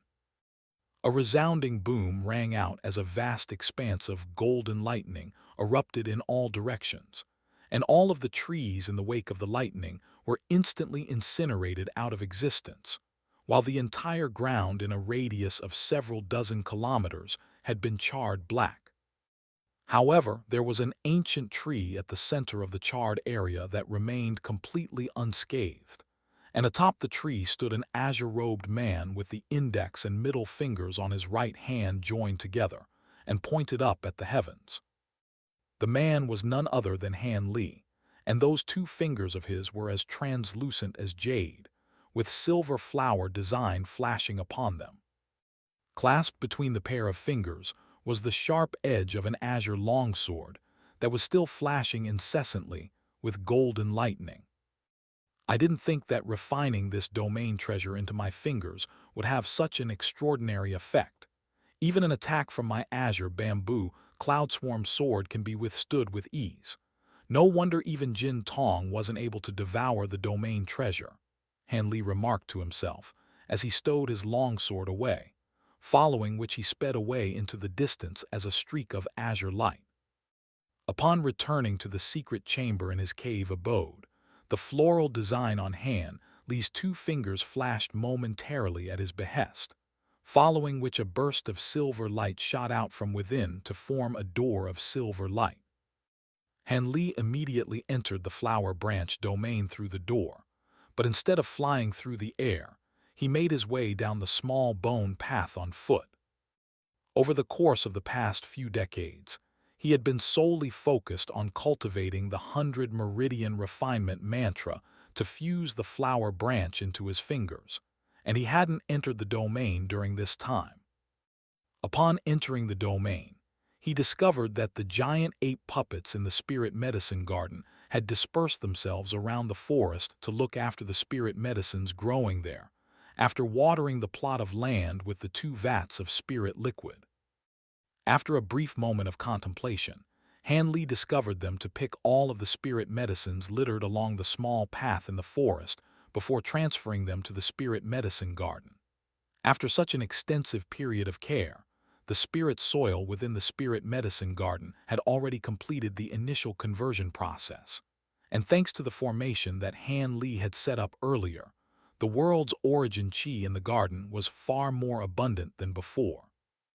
Han Li was very pleased with the setup here, and he instructed the giant ape puppets to split the spirit medicines up into different categories before replanting them. After that, he also planted many of the spirit medicines that he had previously sourced into different areas of the garden. In the innermost section of the garden, Hanley planted that brownish-yellow spirit tree root that he had obtained from the infernal frost Immortal manor, then pulled out his heaven-controlling vial before pouring a drop of green spirit liquid onto it. As the spirit liquid dripped onto the tree root, it was immediately absorbed amid a flash of green light and disappeared out of sight. Hanley remained on the spot to observe the tree root for a moment, but didn't notice any special changes taking place, so he turned his attention to the other spirit medicines in the garden. Some time later, he realized that he had collected so many spirit medicine seeds that the spirit medicine garden wasn't large enough to accommodate them all, so he could only summon another group of giant ape puppets to expand the garden. The expanded section of the spirit garden hadn't been nourished with spirit liquid and also contained very little spiritual chi, thereby making it unfit for planting high-grade spirit medicines, so Hanley could only stop what he was doing for now. He made his way over to a corner of this newly expanded section of the garden, then summoned clumps of dark purple mud that were enveloped within immortal spiritual power. The mud fell onto the ground, and Hanley began to slowly wave his hands through the air above it. A pair of large palm projections formed by immortal spiritual power emerged, and it spread out and smoothed out the dark purple mud so that it could fuse as one with the spirit garden. Before long, the expanded section of the spirit garden had been transformed into a muddy swamp, on the surface of which purple bubbles would occasionally burst to release waves of scorching heat. Hanley observed the purple mist that was beginning to take shape above the swamp and the tiny arcs of lightning flashing within it, and he gave a pleased nod. Finally, he had somewhere to deposit the lightning aura soil that he had collected. After that, he replanted his Tao warrior primary beans into the swampy soil. After doing all of that, Hanley made his way into the purple bamboo pavilion and stayed in there for a while. And as he emerged from the pavilion, a thought suddenly occurred to him as he flipped a hand over to produce a jade box. The box was open to reveal the roots of a silver bamboo tree, and Hanley planted it on a plot of vacant land in the bamboo forest. After that, he examined his new medicine garden once again like a diligent old farmer, then emerged from the flower branch domain to return to his secret chamber. After a brief moment of contemplation, Hanley departed from his secret chamber and made his way to Mo Guang's secret chamber before rousing him from his cultivation. Following such an extensive period of cultivation, Mo Guang had integrated himself very well with this gray, immortal body, and his aura had stabilized at the pinnacle of the golden immortal stage. On top of that, through the use of a secret technique, he could reach the pinnacle of the early high zenith stage for a duration of around 45 minutes, so his powers were certainly nothing to be scoffed at. "Do you need something from me, fellow Taoist Han?" Mo Guang asked. "I found a good place for you to go into seclusion, fellow Taoist Mo Guang. With that new place set up, you won't have to be confined to this tiny space any longer," Hanley explained. "Oh, does that mean I can leave the cave abode now?" Mo Guang asked with a perplexed expression. "No, the place I've arranged for you is inside a domain treasure with quite a large internal space for you to stay in," Hanley replied with a faint smile. "Looks like I'll have to congratulate you on securing such a precious treasure," Mo Guang said with a smile of his own. Hanley didn't waste any more time with words, and the silver flower design on his fingers flashed momentarily, following which a door of silver light took shape in front of Mo Guang, who rose to his feet to examine the door of light. "Come in. There's quite a bit of baleful chi left in this space, and you can use it during the course of your cultivation," Hanley said. Mo Guang didn't hesitate any longer as he stepped into the domain, and upon setting foot on the small bone path, he inspected his surroundings before remarking, This is quite an interesting treasure to be able to allow both spiritual chi and baleful chi to coexist in one place. Right at this moment, Han Li's voice rang out from outside. You can stay in that purple bamboo pavilion and cultivate in peace. I won't disturb you unless something important comes up. As soon as his voice trailed off, the door of silver light vanished, and Han Li returned to his own secret chamber. Ali. Half a month later, Han Li was standing in his secret chamber with his hands clasped behind his back, observing a silver pill cauldron on the ground with a contemplative look in his eyes. Moments later, he swept a sleeve through the air to release the essence fire raven, which circled around in midair, then transformed into a tiny fiery figure that landed on top of the cauldron's lid. An apologetic smile appeared on Han Li's face as he said, "Ever since I came to the floating cloud mountain range, I've had to constantly hide you, and I wasn't able to provide any spirit flames for you to devour either, so you must be terribly bored. Once I successfully refine a baleful quelling pill and resolve my baleful decay problem, we'll be able to leave this place." It wasn't clear if the fiery figure had understood Han Li or not, but upon seeing his apologetic expression, it jumped onto his shoulder and gave him a gentle pat, as if it were trying to console him. "I'm fine, I'm just a little unsure of whether the baleful quelling pill is actually going to work. In any case, let's refine it first," Han Li said as he turned his gaze to the fiery figure, and it immediately jumped down onto the pill cauldron from his shoulder, following which a layer of scorching silver flames emerged over its body as if it were declaring its readiness to commence the refinement process. A faint smile appeared on Han Li's face upon seeing this, and he reached out toward the pill cauldron, upon which the fiery figure immediately sprang up into the air. Its round cheeks bulged, and it blasted an enormous jet of flames far bigger than itself out of its mouth.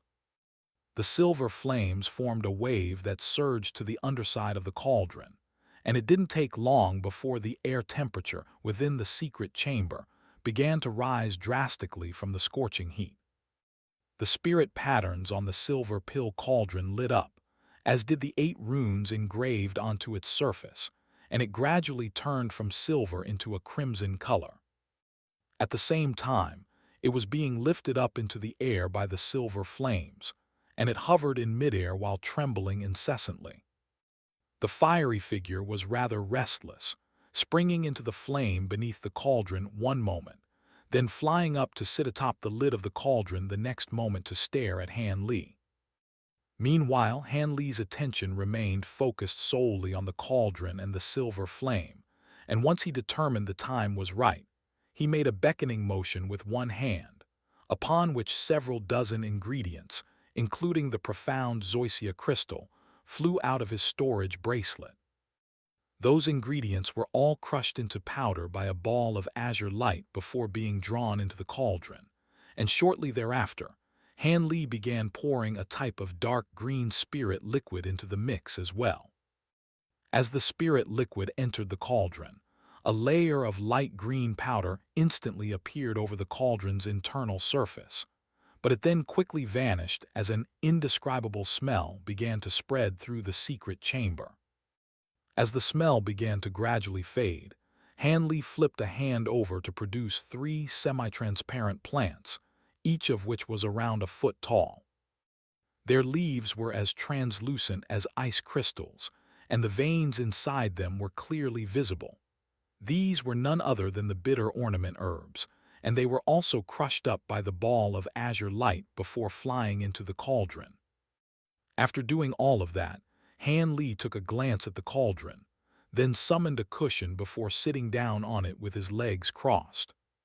He took a glance at the ceiling of his secret chamber before suddenly joining the index and middle fingers of his right hand before thrusting them upward, and a beam of silver light instantly shot out of his fingertips before piercing into the ceiling up above.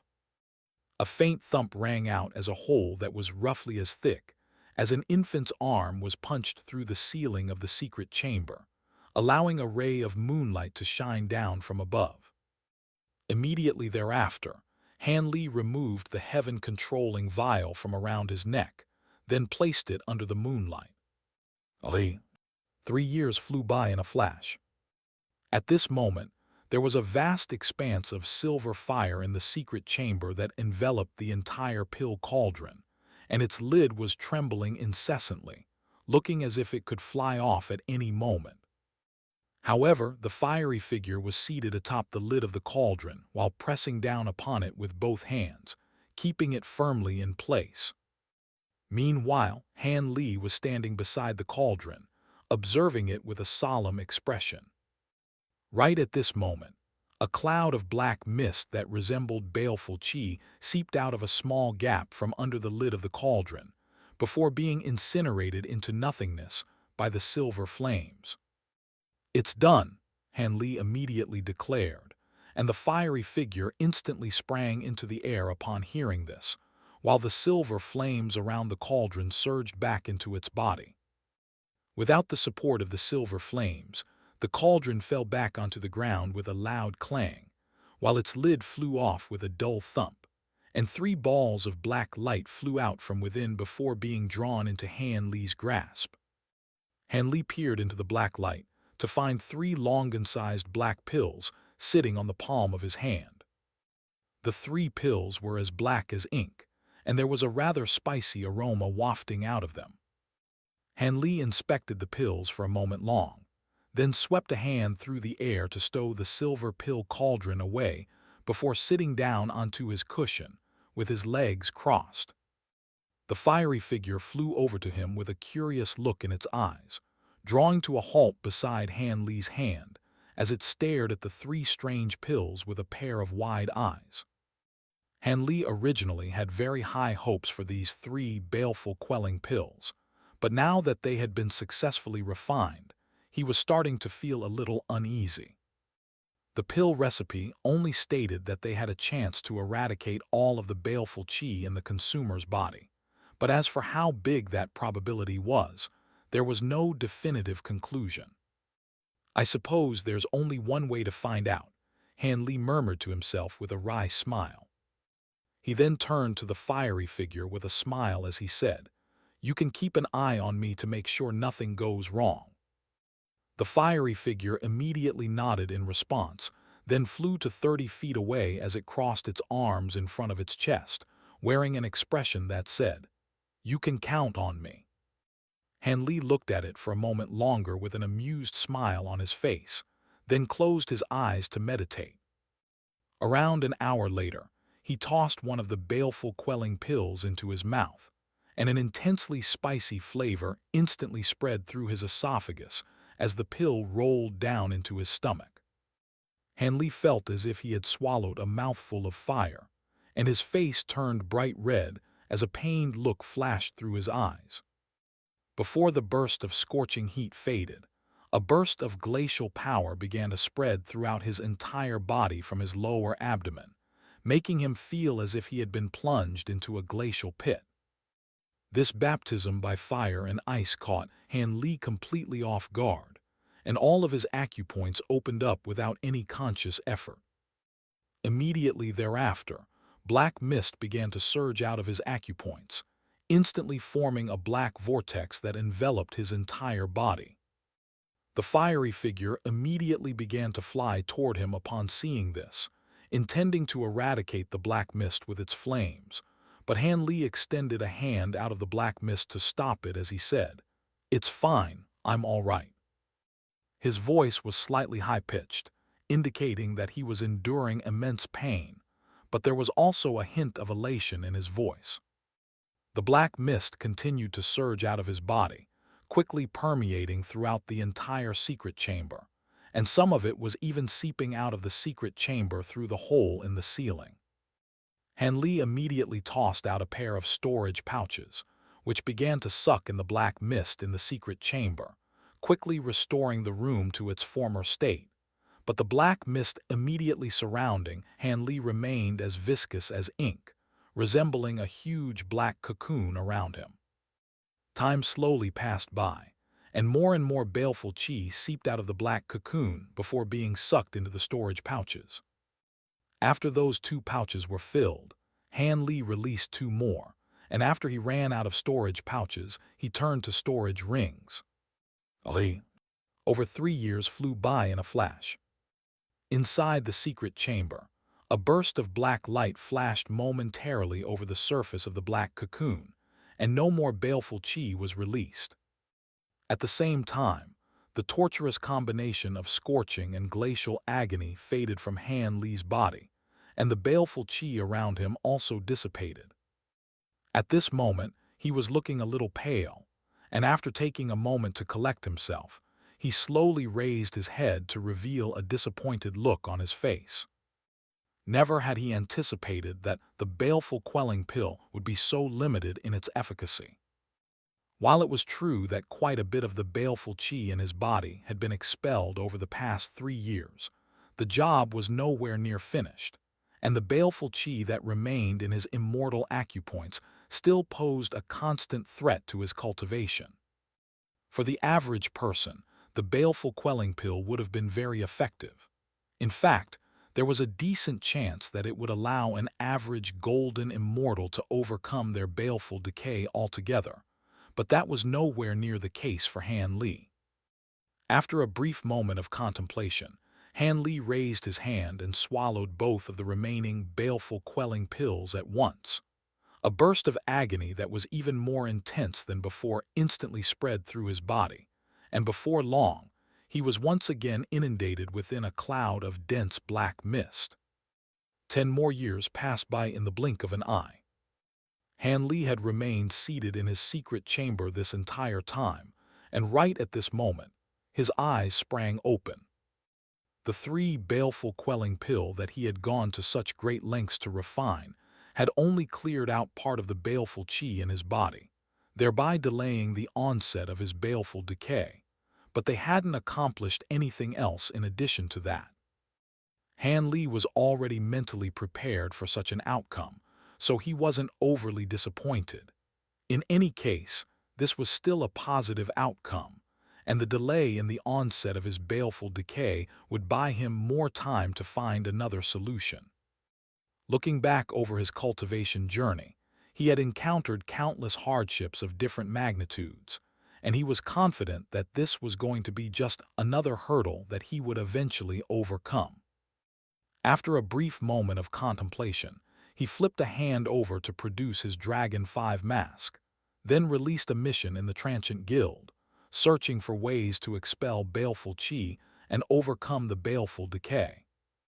After that, Han Li pulled out a communication formation plate before injecting some immortal spiritual power into it. Ali. There was a wooden pavilion in the 100 Creations mountain branch in Jade Gathering City. Outside the pavilion was a huge garden of flowers of all types of vibrant colors, surrounding the pavilion like a floral sea. Taoist Master Jingyang was seated on a reclining chair in the pavilion, and he made a beckoning motion to stow away the white formation plate that was hovering in front of him. I didn't think that he would fail. Having said that, this is an opportunity, he murmured to himself as a faint smile appeared on his face, following which he snapped his fingers, and a green-robed young woman instantly appeared behind him. The woman appeared to only be around 16 to 17 years of age with a set of beautiful facial features. She appeared to be mature beyond her years, and she extended a curtsy toward Taoist Master Jingyang as she asked, "What can I do for you, esteemed Deputy Mountain Master?"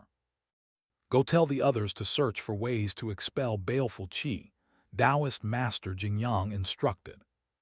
A hesitant look appeared on the green-robed young woman's face upon hearing this. "Is there a problem?" Taoist Master Jingyang asked as his brows furrowed slightly. "You've already used up all of your immortal origin stones, and the next resource allocation will only happen in 100 years. All methods of baleful chi expulsion are quite expensive, so will you be using money from the inner mountain? If it's discovered that you're using those funds—" "Don't worry about that," Taoist Master Jingyang interjected. "Just do as I say. The green-robed young woman didn't say anything further upon hearing this, and she flew away as a petite green shadow, resembling a sprightly green bird. Ali. Inside Han Li's secret chamber, Han Li made a beckoning motion to stow away his communication formation plate. Due to the incident concerning Silver Fox following the conclusion of the Jade Kun Pavilion auction, Jade Gathering City was still on high alert, so he was reluctant to go there. Hence, he could only turn to Taoist Master Jingyang for help. He had already made use of all of the avenues available to him, and all he could do now was wait. He cast his gaze directly forward as he planned out what he was going to do next. At the moment, he had encountered a bottleneck in his cultivation. Without overcoming his baleful decay, he had no hope of reaching the high zenith stage. In terms of time attribute cultivation arts, aside from the mantra treasured axis, he wasn't that far away from complete mastery of the other two cultivation arts, but they weren't all that helpful to him, and the two cultivation arts were also incomplete. As he considered his options, he recalled how Silver Fox had used the spirit refinement technique to divert the attacks of Gong Shutian and Su Liu, and a hint of excitement immediately welled up in his heart. Even though he had a rough idea for what this advanced use of the spirit refinement technique entailed, unfortunately, he still hadn't had a chance to put it into practice. He hadn't been swept up in the Silver Fox incident, but it had served as a warning to him nonetheless. At this moment, he was situated in the Black Mountain Immortal region, not the northern glacial Immortal region or the primordial land, and there was a far greater heavenly court presence here.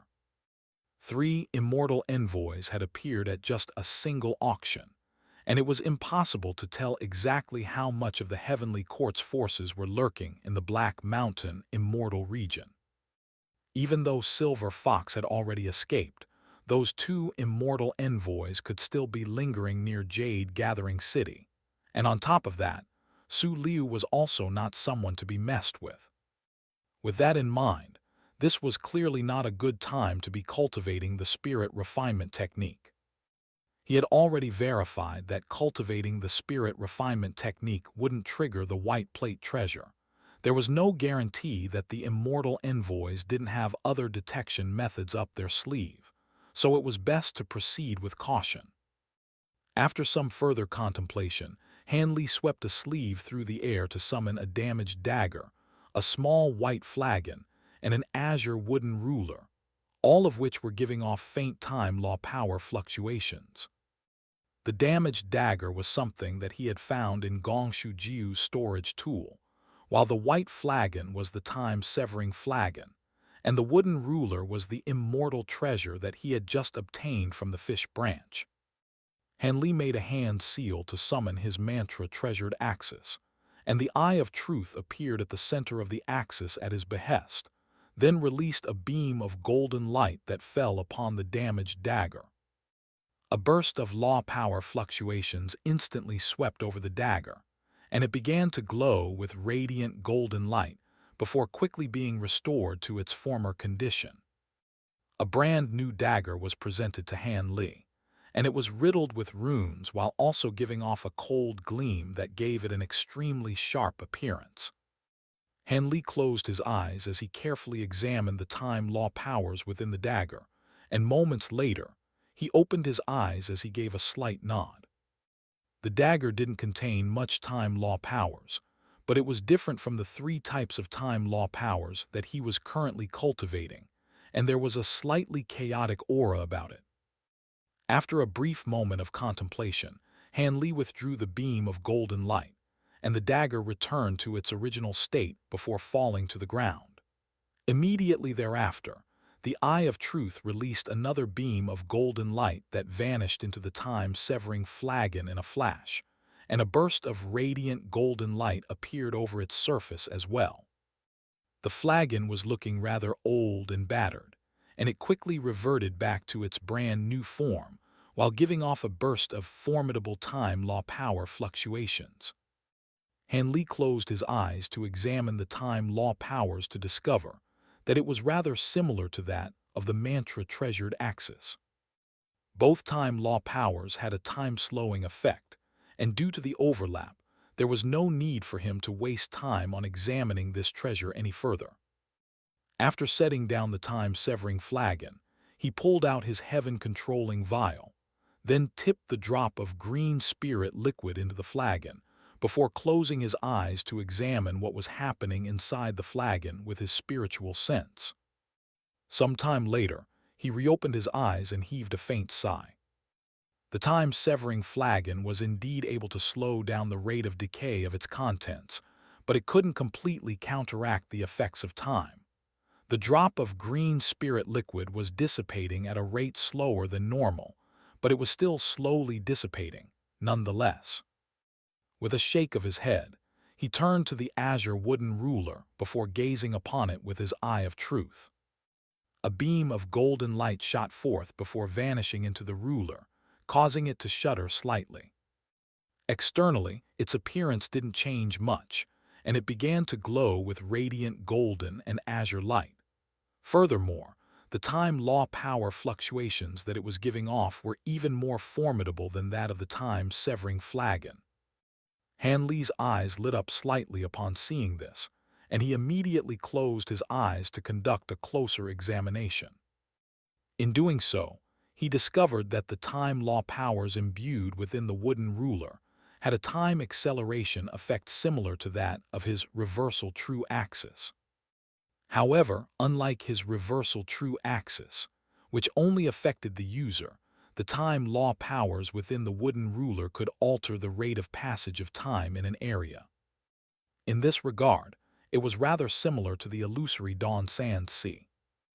After stowing away his mantra-treasured axis, Han Li took a deep breath, then closed his eyes to ponder the three types of time law powers that he had just witnessed. Around half a month passed by in a flash, and as Han Li opened his eyes, a hint of enlightenment flashed through them. It seemed that he had further deepened his understanding of the laws of time.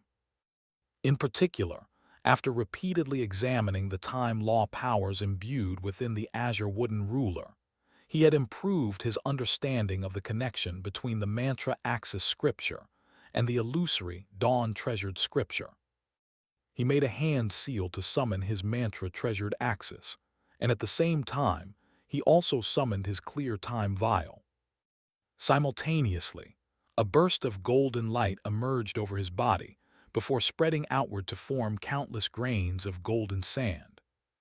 Channeling all three time attribute cultivation arts at once, three bursts of different time law powers surged through the secret chamber before intertwining with one another. Compared with last time, the three-time law powers were resonating far more strongly than before, particularly the time law powers of the mantra-treasured axis and the illusory Dawn Sand Sea. A hint of elation flashed through Han Li's eyes upon seeing this, and he began to fuse the three-time law powers once again. The three bodies of golden light intertwined with one another to form a rumbling vortex, and given what had happened last time, Han Li decided it was best to take some precautionary measures. With that in mind, he swept a sleeve through the air to release a string of azure formation flags that were littered throughout the entire secret chamber to form a thick azure light barrier. Immediately thereafter, he also released a flurry of yellow formation flags that formed a semi-transparent yellow restriction in the air. The azure and yellow restrictions fused with each other to form an even more resilient light barrier, while Han Li summoned several defensive immortal treasures to protect himself before he continued with what he was doing. The golden vortex began to rapidly accelerate in its revolution while slowly shrinking in size, and countless golden runes of different sizes appeared within it before clashing violently against one another, sending violent time law power fluctuations surging through the air. Given his previous experience, Han Li already knew what to expect, and he pressed on without pause, causing the golden vortex to brighten and contract even further. A fearsome law aura surged out of the center of the vortex, and it seemed to be on the brink of exploding. After a brief hesitation, Han Li continued to persevere, and the golden vortex abruptly shrank down even further, bringing it even closer to the verge of explosion.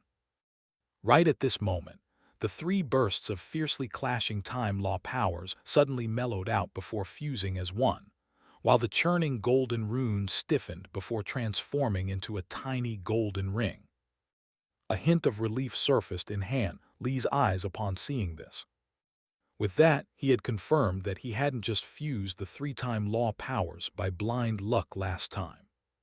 He had no idea what this golden ring was, but it clearly possessed extraordinary power. Bursts of vast time law power fluctuations were surging out of the golden ring, causing the nearby azure and yellow light barriers to ripple violently, but they were able to hold themselves together.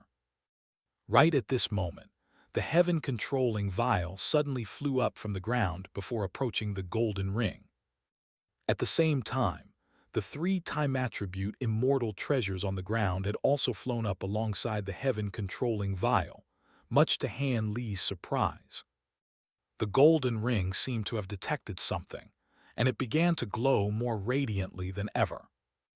The three immortal treasures were clearly far lighter than the heaven-controlling vial, and they were the first to be sucked into the golden ring. A loud explosion rang out as the three immortal treasures instantly exploded upon flying into the golden ring, forming three balls of radiant golden light that vanished into the ring. The golden ring lit up even further, and it abruptly expelled 8 translucent golden threads. These were none other than time law threads, and they shot into Han Li's body in a flash before appearing around his mantra-treasured axis. With that, the number of time law threads around the mantra-treasured axis had increased to 26, and all of them were glowing radiantly, much to Han Li's shock and elation. It seemed that this golden ring was capable of refining time attribute immortal treasures into time law threads. Right at this moment, the heaven-controlling vial began to glow with dazzling green radiance before being sucked into the golden ring, upon which it instantly swelled to the size of a house, and countless green runes emerged within the vial to form a churning green cloud. A burst of formidable law power fluctuations erupted out of the green cloud, and the mantra-treasured axis behind Han Li abruptly lit up, following which the Eye of Truth appeared at its center. The Eye of Truth released a translucent golden thread that shot into the heaven-controlling vial in a flash, and this golden thread was far thicker than the one from last time. All of a sudden, a thick pillar of green light erupted out of the heaven-controlling vial to part the space up ahead, and a vast expanse of translucent light surged forth to form a translucent wall with countless scenes rapidly flashing over its surface. A faint smile appeared on Han Li's face upon seeing this. In the past, his spiritual transmigrations had taken place completely out of his control, but he had finally found a way to trigger the heaven-controlling vial into activating this ability. The wall of translucent light glowed brighter and brighter, and an enormous rumbling vortex appeared on its surface. The vortex released a burst of suction force that was far more tremendous than last time, and it enveloped Han Li's entire body before sucking him toward the vortex. A hint of surprise flashed through Han Li's eyes upon seeing this. Could it be that this vortex was going to suck in his physical body as well? However, it seemed like Vortex's suction force wasn't sufficient to get the job done, and in the next instant, he landed back on the ground. However, his soul was still sucked out of his body without being able to pose any resistance, and his consciousness instantly faded. Some time later, he slowly returned to his senses, then began to inspect his surroundings, upon which he discovered that he had returned to that murky gray space once again, with the huge silver river flowing through the air beside him. A contemplative look appeared on his face upon seeing this. It seemed like whenever the heaven-controlling vial was triggered by the immense time-law powers of the golden ring, his soul would be transported to this place. He carefully thought back to what had taken place just now, and it occurred to him that during both of the latest transmigrations, the vortex on the translucent wall had displayed signs of sucking in his physical body. On top of that, the suction force released by the vortex just now was clearly far more powerful than before. Compared with the last transmigration, neither his powers nor his mastery over the laws of time had improved, and the only real difference was the 8 time-law threads that he had suddenly attained. Could it be that, if I can attain a sufficient number of time-law threads, my physical body will also be transported to this place? After mulling over this notion for a moment, Han Li quickly cast aside this train of thought before flying over to the Silver River. There were countless balls of light of different sizes flowing through the river, each of which depicted a different flashing image. Given his previous experience, he now knew that each ball of light represented something that had happened in the past. He didn't know where these balls of light came from, but through them, he could choose where his soul was sent to. Han Li made sure to keep his distance from the balls of light as he observed them from afar, and he also refrained from extending his spiritual sense toward them. The balls of light flowed past peacefully without sucking in his soul, and Han Li was quite relieved to see this. It seemed that as long as kept his distance and restrained his own spiritual sense, no transmigration would take place. With that in mind, he began to carefully inspect the passing balls of light. They were all traveling at an astonishing speed, but with his exceptional eyesight, he was still able to see many things. Through his observation, Han Li was able to make some new discoveries. All of these balls of light contained different images, depicting a vast formation of different settings and beings. Furthermore, these balls of light varied drastically in size, and it was clear that their sizes had to have something to do with the scenes depicted within them. All of a sudden, Han Li raised an eyebrow as he cast his gaze toward a giant ball of light that was flowing toward him. This ball of light depicted a black desert with a series of shadows flashing incessantly through it. It seemed that there were many people locked in a fierce battle there, and just now, a dark purple projection with 3 heads and 6 arms had flashed past. Isn't that the cultivation art used by Shichuankong? The giant ball of light passed by in front of Han Li without pause, and he decided to release a wisp of spiritual sense toward it. As soon as his spiritual sense made contact with the ball of light, the latter immediately released a burst of suction force that sucked in Han Li's soul. Some time later, he began to slowly recover his consciousness, and the deafening sounds of a ferocious battle rang out all around him, while the surrounding space trembled violently. Han Li opened his eyes ever so slightly to inspect his surroundings, and sure enough, he was situated on the black desert that he had witnessed through the ball of light. High up in the sky were thick black clouds that were extremely dense, resembling enormous chunks of lead that struck the beholder with a sense of foreboding. Thick bolts of dark purple lightning were flashing through the clouds, and 2 groups of cultivators were locked in an intense battle beneath the clouds. One side consisted mostly of humanoid cultivators clad in suits of purple armor, but there were also some among them who had strange appendages like beastly heads, wings, or long tails. All of them were giving off fierce devilish chi, and they were clearly all devilish beings. There were at least 200 to 300,000 of these devilish cultivators, and the majority of them were at the spatial tempering and body integration stages. There were also many true immortals and golden immortals among them, and they were led by over 10 jade immortals, all of whom were standing at the forefront of the devilish army with blinding purple light radiating from their bodies. One of them had summoned a purple projection with 3 heads and 6 arms behind them, and that was most likely what Han Li had spotted just now.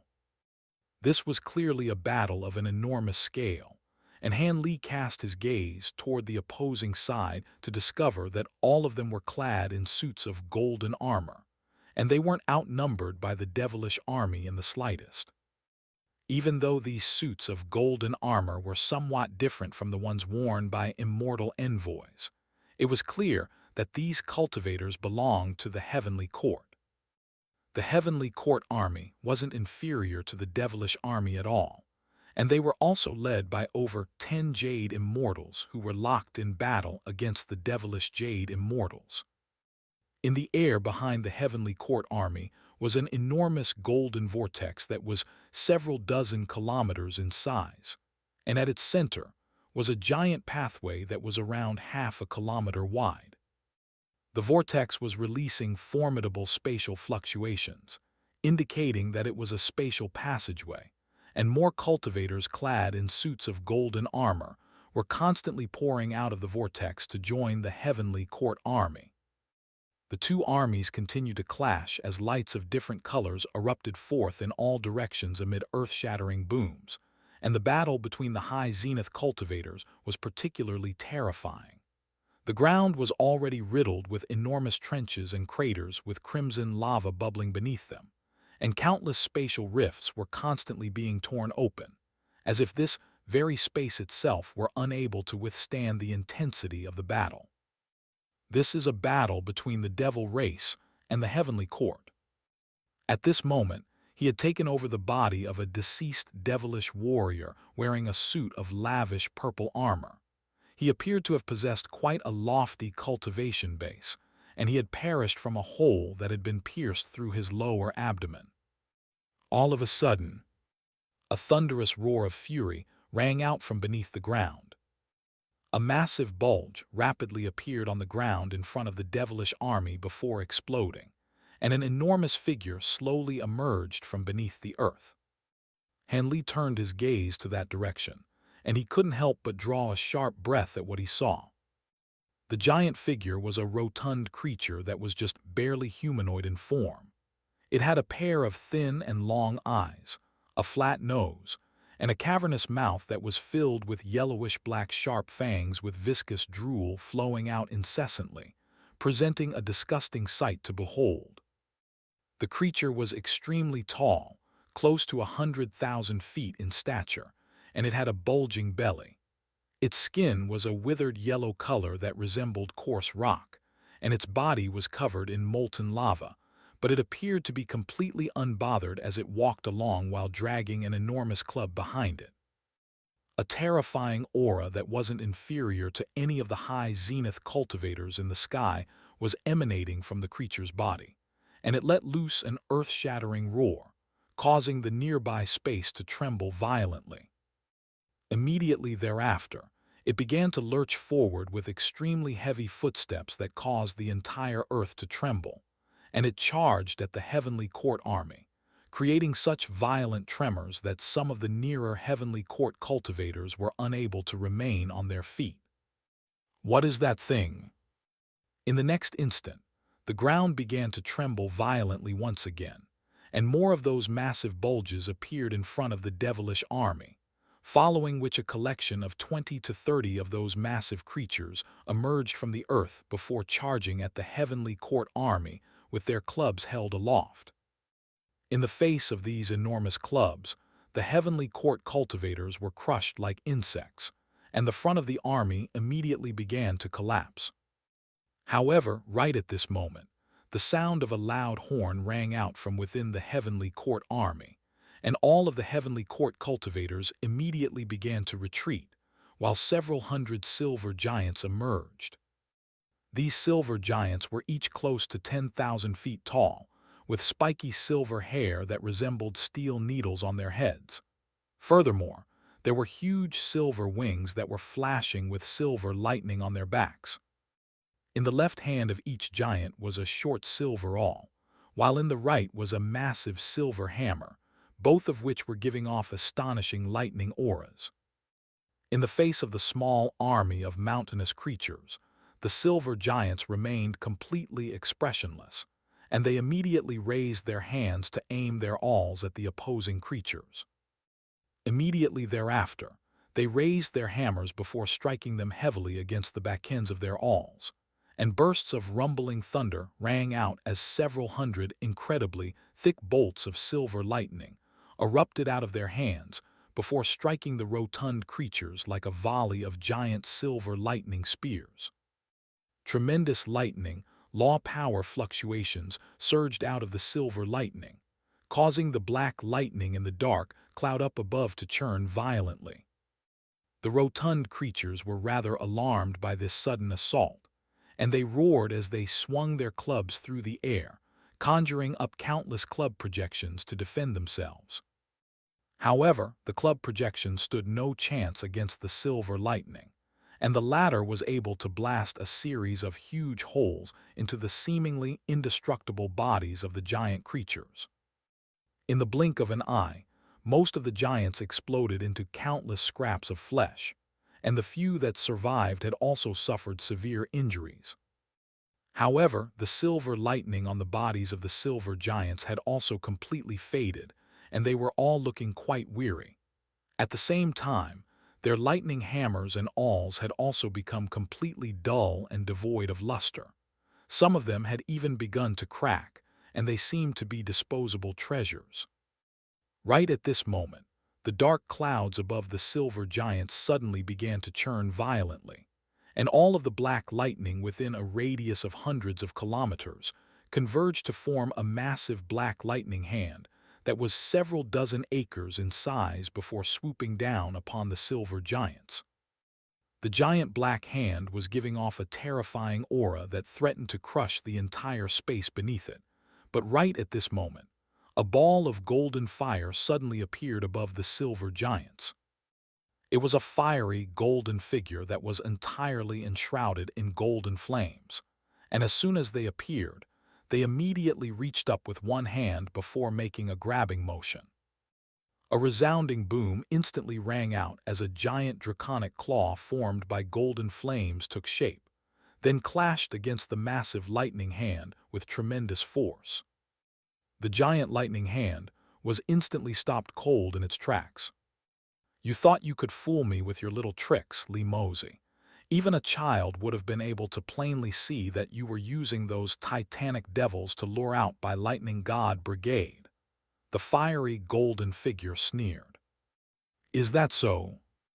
A cold voice rang out from the black clouds up above, and right at this moment, one of the giant creatures that was on the verge of death opened its mouth to release a ball of radiant crimson light, which sped over to the silver giants in a flash before revealing itself to be a fist-sized crimson ball.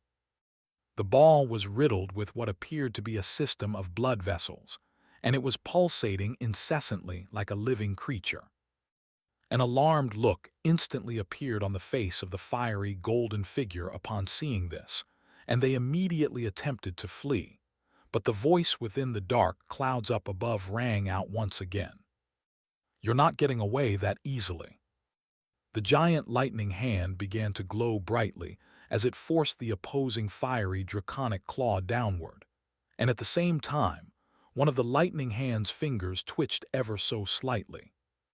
Two thick bolts of black lightning instantly sprang out of the tip of the finger, appearing in the path of the fiery golden figure in a flash before slicing toward him like the blades of a pair of giant lightning scissors. The fiery golden figure let loose a furious roar upon seeing this, and they instantly swelled to several times their original size, revealing themselves to be a burly man with a head of golden hair. His entire body was enveloped within a layer of murky golden light that was releasing formidable law power fluctuations, and it seemed to be his spirit domain, but only limited to a range of several dozen feet. At the same time, a pair of golden dragon horns appeared on his head, and a layer of golden scales surfaced over his face, as well as the exposed sections of his arms. To complete the transformation, his hands turned into a pair of golden dragon claws. A golden dragon projection appeared around him, then shot forth through the air before vanishing into the fiery draconic claw up above. The fiery claw immediately lit up further, and it was able to keep the giant lightning hand at bay again. The golden-haired man let loose a thunderous roar while thrusting a fist forward, summoning an enormous golden fist projection that instantly destroyed the two bolts of black lightning before reaching down toward the crimson bead below. However, it was already too late. A burst of crimson light flashed over the bead, following which it exploded with a deafening boom, releasing a giant crimson sun that encompassed all of the silver giants within it. The golden-haired man up above was also inundated by the crimson sun, which was giving off bursts of tremendous law power fluctuations. The ground down below was also unable to escape the crimson sun's incredible heat, and it melted away rapidly like wax, disintegrating into plumes of smoke. Many of the combatants from both armies were also swept up in the crimson sun, and they were instantly melted into puddles of blood. That bead contained blood law powers. Han Li was astonished to see this. The master of Red Moon Island had also been a user of the laws of blood, but he was only a true immortal who had attained his law powers through the power of faith, so his blood law powers couldn't even begin to compare with that of the crimson sun. A streak of golden flames shot out of the crimson sun before landing in the distance, then faded to reveal the golden-haired man. The golden dragon scales on many parts of his body had become damaged, with some even splitting open entirely, and he immediately made a hand seal to conjure up a layer of golden flames over his own body. As a result, his injuries began to rapidly heal, and in the blink of an eye he had made a full recovery. Meanwhile, the crimson sun was rapidly fading, but the silver giants within it had been completely wiped out with no trace left behind. The golden-haired man's expression darkened slightly upon seeing this, and he looked up into the sky right as a purple-robed middle-aged man slowly descended out of the dark clouds above. The man appeared to be in his 40s, and there was a series of purple devilish patterns all over his face. His eyes were long and thin, while his nose resembled a hook, and there was cold, baleful chi surging out of his entire body.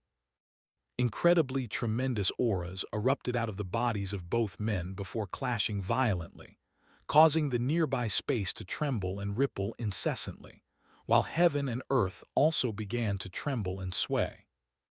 Han Li was astonished to discover that both of them possessed auras far superior to that of the late high zenith stage gold devouring Immortal, indicating that they were most likely at the great encompassment stage. The battlefield down below was quite far away from the two of them, but both armies seemed to have been affected by the spiritual pressure that they were releasing, and a temporary ceasefire ensued as everyone cast their eyes upward.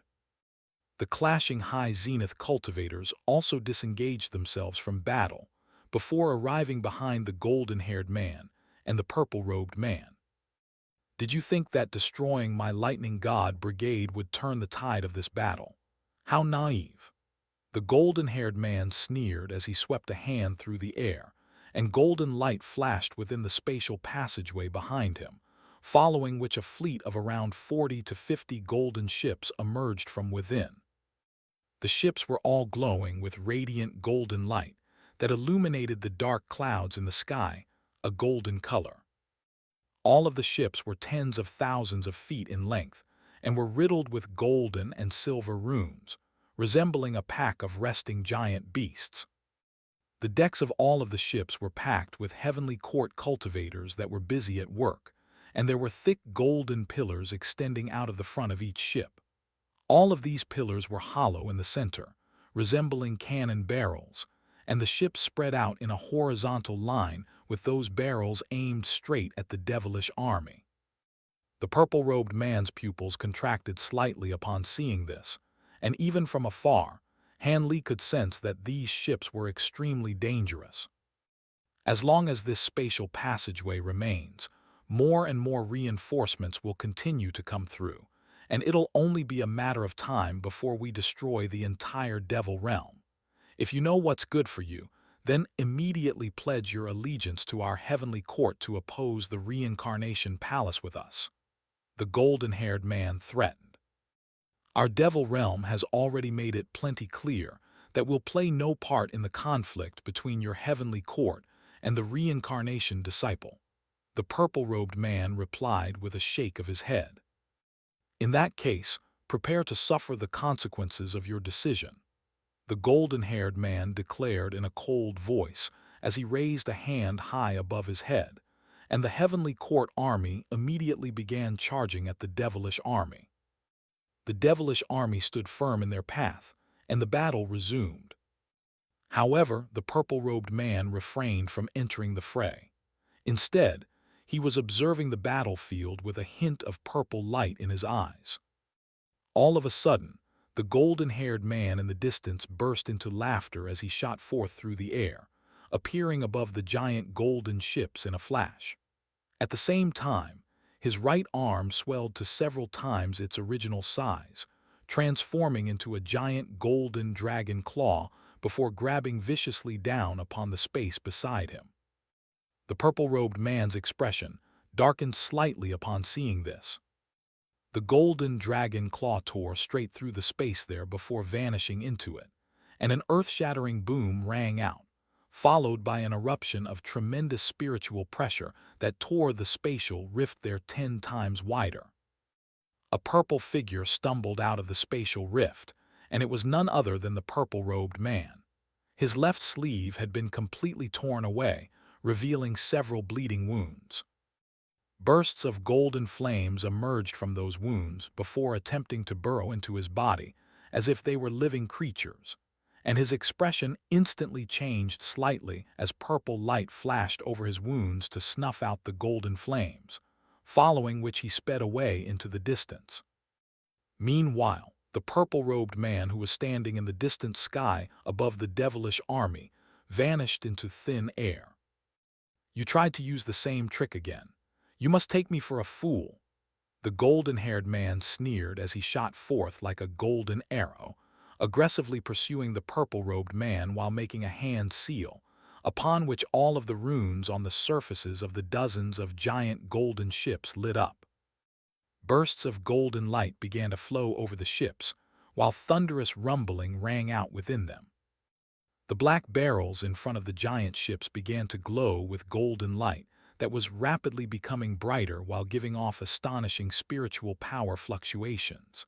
And all of a sudden, a resounding boom rang out as over 100 thick pillars of golden light erupted out of the ships before striking the devilish army. Agonized howls instantly rang out in all directions as all of the devilish beings who came into contact with the pillars of golden light were instantly obliterated, and each pillar of golden light only slowly dissipated after piercing through hundreds of devilish beings. In the wake of this first round of attacks, tens of thousands of devilish beings had disappeared without a trace. At this moment, Han Li was laying behind the devilish army, so he wasn't affected, but he was still stunned to see this. Each of those pillars of golden light had been comparable in power to an all-out attack from a high zenith cultivator. The purple-robed man was furious to see the pillars of golden light inflicting such extensive damage throughout the devilish army, and he loosed a thunderous roar as he thrust a palm toward the oncoming golden-haired man. An antiquated wheel flew out amid a flash of black lightning, and the wheel was entirely black in color, with a diameter of around a foot. There were all types of demon beasts engraved onto the edge of the wheel, while at the center was a black humanoid design. The humanoid figure was wearing a tall hat, and his mouth protruded outward like the beak of a bird. There were 4 huge black wings on his back, and he was standing atop a pair of black lightning snakes. It was a very strange sight to behold, and it seemed to be depicting some type of ancient deity. As soon as the antiquated wheel emerged, it immediately began to expand rapidly, swelling to over 100 feet in size in the blink of an eye. At the same time, all of the designs etched onto its surface began to release radiant black lightning, and in particular, The humanoid deity was flashing incessantly, as if it had sprung to life. A burst of incredibly formidable lightning law power fluctuations erupted forth, causing the nearby space to shudder violently, and bolts of black lightning came falling incessantly out of the sky before fusing into the black wheel, making it glow brighter and brighter. A stunned look flashed through Han Li's eyes as he observed the black wheel from afar, and the golden-haired man had also adopted a far more serious expression as he made a hand seal to summon a golden flag that was around 10 feet in size with a fiery river depicted on its surface. Fire law power fluctuations that weren't inferior to the law power fluctuations released by the black wheel erupted out of the golden flag.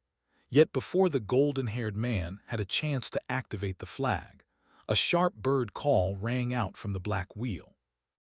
The sound wasn't very loud, but it had an excessively piercing quality, and the golden-haired man shuddered as a hint of disorientation flashed through his eyes.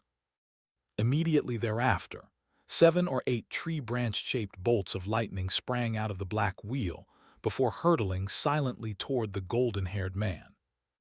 Even though this lightning was still black in color, it was a far lighter shade that was almost transparent, but the lightning law powers that it contained were extremely formidable. The golden-haired man immediately snapped back to his senses, then let loose a loud roar, and the golden flag in front of him instantly swelled to over 100 times its original size, then released countless balls of golden light that formed a fiery golden river around him. Several thick bolts of lightning struck the golden river, triggering violent waves, and the entire golden river began to tremble violently, looking as if it were about to disintegrate. Radiant golden light erupted out of the golden-haired man's body, and he transformed into a giant golden dragon that was tens of thousands of feet in length. The body of the dragon was long and sleek, yet still powerful in appearance, and it was entirely covered in a thick layer of golden scales. Every single scale was riddled with golden spirit patterns that gave them an indestructible appearance, while the dragon's claws were flashing with golden light and seemed to be able to tear through anything. An enormous aura that was almost twice as powerful as that of the golden-haired man in his human form erupted out of the dragon's body, and it opened its cavernous mouth to send a thick pillar of golden light shooting into the golden river. The golden river instantly brightened significantly while expanding to several times its original size, and the golden flames within it also began to flow several times faster than before. The bolts of lightning were swept up in the golden river before quickly being inundated. The purple-robed man made a hand seal upon seeing this, and a burst of black lightning erupted out of his body before quickly spreading outward to form a black lightning spirit domain that was dozens of kilometers in size, encompassing the golden-haired man within it. Countless arcs of lightning were churning incessantly within the spirit domain, and there were around a dozen tall black humanoid figures standing amid the lightning, all of which were giving off astonishing lightning law power fluctuations. The golden dragon's expression changed slightly upon seeing this, following which it prepared to also release its spirit domain as it roared. If you insist on making this a battle of life and death, then I'm more than happy to oblige. However, the purple-robed man was a little faster, and he seized the initiative, chanting an incantation before pointing a finger at the black wheel, upon which all of the dozen or so humanoid figures in the spirit domain shot forth like lightning before vanishing into the black wheel in a flash. The wheel instantly swelled drastically in size once again, and it turned semi-transparent while giving off blinding lightning. Dozens of thick bolts of lightning shot out of the wheel, and most of them were hurtling toward the golden-haired man, but a small portion of them were being directed toward the giant golden ships. How dare you allow yourself to get distracted when facing me? The giant golden dragon was furious to see this, and the golden flames all over its body erupted outward, but instead of forming a spirit domain, it transformed into a giant golden fiery cloud. Countless runes were churning within the cloud, producing an incessant rumbling sound, then converged before sweeping toward the purple-robed man with tremendous power, paying no heed to the lightning that was hurtling toward the giant ships down below. The golden cloud clashed against the bolts of lightning, but there was no sound. The bolts of lightning pierced through the golden cloud in a flash, then continued to hurtle directly toward the giant golden dragon without being slowed down at all. However, the same applied to the golden cloud as well, and it continued to sweep toward the purple-robed man, appearing in front of him in a flash. The fiery cloud then began to rapidly transform as if it were a living creature, taking on the form of a mountainous golden dragon's head that opened its cavernous mouth to devour the purple-robed man whole. The purple-robed man's expression changed slightly upon seeing this, and he shot back in retreat while making a hand seal, upon which the black wheel swooped over from afar to block the golden dragon's head. At the same time, all of the lightning within the spirit domain converged to form a massive black lightning net that enshrouded the dragon's head. The dragon's head whipped to the side to force the black wheel back, then let loose a thunderous roar, releasing a burst of devastating sound waves that conjured up countless indistinct blade and spear projections, which pierced through the net of black lightning before inundating the purple-robed man. The black lightning net was torn apart, and the nearby space was also shattered like a mirror. The purple-robed man's body trembled violently in the face of the torrent of sound waves, and gashes began to appear over his skin, as if his body were about to be torn apart. Blood began to spray out of those gashes in all directions, and he was sent flying back through the air. All of this had taken place in the blink of an eye, and at this moment, the golden dragon's entire body was enveloped within the river of golden flames. Dozens of thick bolts of lightning pierced into the fiery golden river amid an earth-shattering boom, stirring the river of fire up into a frenzy. However, the bolts of lightning were ultimately no match for the raging golden river, and the former quickly subsided. At the same time, a string of explosions rang out down below, as most of the giant golden ships were destroyed by the remaining bolts of lightning. The golden dragon paid no heed to this at all, as it shot forth directly toward the purple-robed man. A thunderous draconic roar rang out as a giant dragon claw projection appeared in the sky above the purple-robed man before crashing down with vicious power. But right at this moment, a black vortex suddenly appeared beneath the purple-robed man before instantly sucking him in. As a result, the dragon claw projection struck nothing but empty air, much to the golden dragon's bewilderment. Several dozen kilometers away, the black vortex reappeared, and the purple-robed man flew out from within, following which a pillar of green light also shot out of the vortex into the purple-robed man's body. He was instantly enveloped in a layer of bright green light, and his injuries began to rapidly heal, vanishing in virtually the blink of an eye. The golden dragon was just about to pounce at the purple-robed man, but it stopped in its tracks with a hesitant expression upon seeing this. The purple-robed man was looking rather pale, but he was able to move just fine now, and he stood up before extending a deep bow toward the black vortex. "Thank you, esteemed devilish monarch." The golden dragon's expression changed drastically upon hearing this, and it abruptly turned and fled toward the spatial passageway without any hesitation. Right at this moment, a cold, seemingly omnipresent voice rang out. "You think you can just get away after slaughtering so many of my brethren?" As soon as the voice trailed off, the space above the fleeing golden dragon abruptly caved in, and a giant silver spatial hand that was several acres in size emerged before descending upon the golden dragon. The golden dragon was instantly slowed down, and even though the silver hand still hadn't fully descended upon it, the surrounding space had become incredibly heavy as it compressed upon it from all directions. In that instant, it was as if time were standing still. All sounds faded, and the only thing that the golden dragon could see was the giant silver hand expanding in its field of view. No! The golden dragon roared with all its might as bursts of ferocious golden flame erupted out of its body.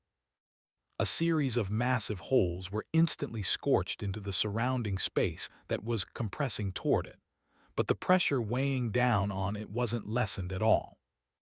The giant silver hand gently descended upon the golden dragon, and the latter was instantly crushed into a huge pile of mincemeat like a fragile egg. Everyone at the scene was completely rooted to the spot, unable to believe what they were seeing. The entire battlefield had become deathly silent, but in the next instant, a chaotic commotion ensued as all of the Heavenly Court's high zenith cultivators fled toward the spatial passageway as quickly as they could. The giant silver hand gently flicked a finger through the air, and a burst of silver light shot out of its fingertip. A string of dull thuds rang out as all of the Heavenly Court's high zenith cultivators were abruptly rooted to the spot. A hole had appeared on each of their foreheads, and blood and intracranial fluids were gushing out from within. The light in their eyes quickly faded, and they began to plummet out of the sky like dead weights. The silver hand then flew toward the golden vortex before crashing into it with tremendous power, and the spatial passageway was instantly cast into a state of violent instability. However, right at this moment, strips of golden runes surged out of the spatial passageway, forming a golden formation that was doing everything in its power to stabilize the passageway, but it seemed that this was only delaying the inevitable. A cold harumph rang out from within the giant silver hand, following which it closed T's fingers around the spatial passageway before grabbing down with unmatched power. The spatial passageway finally completely collapsed, and it slowly closed amid a resounding boom, quickly vanishing into thin air. The Heavenly Court army was cast into complete despair upon seeing this. In contrast, the morale for the devilish army was significantly elevated, and they were able to easily tear through the ranks of the opposing army to commence a one-sided massacre.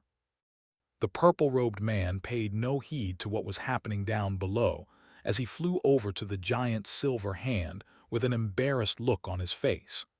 "My sincerest apologies for my incompetence, esteemed devilish monarch. If you hadn't intervened, the consequences would have been catastrophic." The silver hand transformed into a humanoid silver figure, then said, "Our devil realm still isn't powerful enough to stand toe-to-toe against the Heavenly Court, so even if someone else had been in your place, the outcome wouldn't have been any different." The purple-robed man's expression eased slightly upon hearing this. "Don't kill all of these Heavenly Court cultivators. Only kill a third of them, then restrict the cultivation bases of the rest and send them to Usra Island to serve as slaves," the silver figure continued. "Why should we spare their lives? They've killed many of our brethren. If we spare them, that could elicit a great deal of dissent," the purple-robed man asked with a perplexed expression. "Right now, the primary enemy of the Heavenly Court is the Reincarnation Palace. Even though they've sent out an army against our devil realm, there are no Tao ancestors leading this army, which indicates that the Heavenly Court isn't going to fully declare war on us. Otherwise, they run the risk of having to face both our devil realm and the Heavenly Court at once, and that's not a situation that they want to be in. This battle is going to end very soon, and killing a third of the enemies will already be enough to satisfy most of our brethren. By keeping the rest alive, we'll have leverage that we can use in negotiations with the Heavenly Court, and we'll be able to enjoy some peace for the immediate future," the silver figure explained. "Your wisdom is truly unmatched, esteemed devilish lord," the purple-robed man praised with a slight bow. "I'll leave things to you here. Make sure to continue to conduct stringent surveillance over the Heavenly Court," the silver figure instructed, then vanished into the nearby space. The purple-robed man stood in silence for a moment, then descended toward the battlefield down below. Behind the battlefield, the body that Han Li had possessed cracked open its eyelid a tiny sliver, then heaved an internal sigh of relief. That giant silver hand had struck him with a far more formidable sense of pressure than even the two great encompassment stage beings on the battlefield. And as soon as it appeared, he immediately retracted his spiritual power so that it was hiding in the deepest recesses of the body's mind, and only now did he dare to peek out ever so slightly. After taking a moment to compose himself, Han Li carefully released his spiritual sense, spreading it in all directions to observe the current state of the battlefield. After the golden-haired man and all of the heavenly court's high zenith cultivators were struck down by the silver figure, all of the remaining heavenly court cultivators immediately began fleeing in all directions in a blind panic, while the devilish army set off in hot pursuit, led by their high zenith cultivators. Instead of directly participating in the battle, Li Mozi released his lightning attribute spirit domain to encompass an enormous area, and all of the devilish cultivators within it had lightning garments draped over their bodies, significantly enhancing their speed. In contrast, all of the heavenly court cultivators were slowed down by the disruptive lightning in their way. In the span of no more than 15 minutes, the heavenly court army had already completely collapsed. However, instead of slaughtering all of the heavenly court cultivators, the devilish army took most of them as prisoners, sealing away their cultivation bases, then confiscated their storage treasures before throwing them into a fleet of giant flying ships to be sent away. The remaining few giant golden ships from the heavenly court were also claimed by the devilish army, while others began to clean up the battlefield down below. Han Li was encompassed within Li Mozi's spirit domain, so he didn't dare to move at all, and he continued to lay on the ground in a completely still fashion, allowing himself to be carried away by devilish cultivators into a giant ship that was filled with bodies.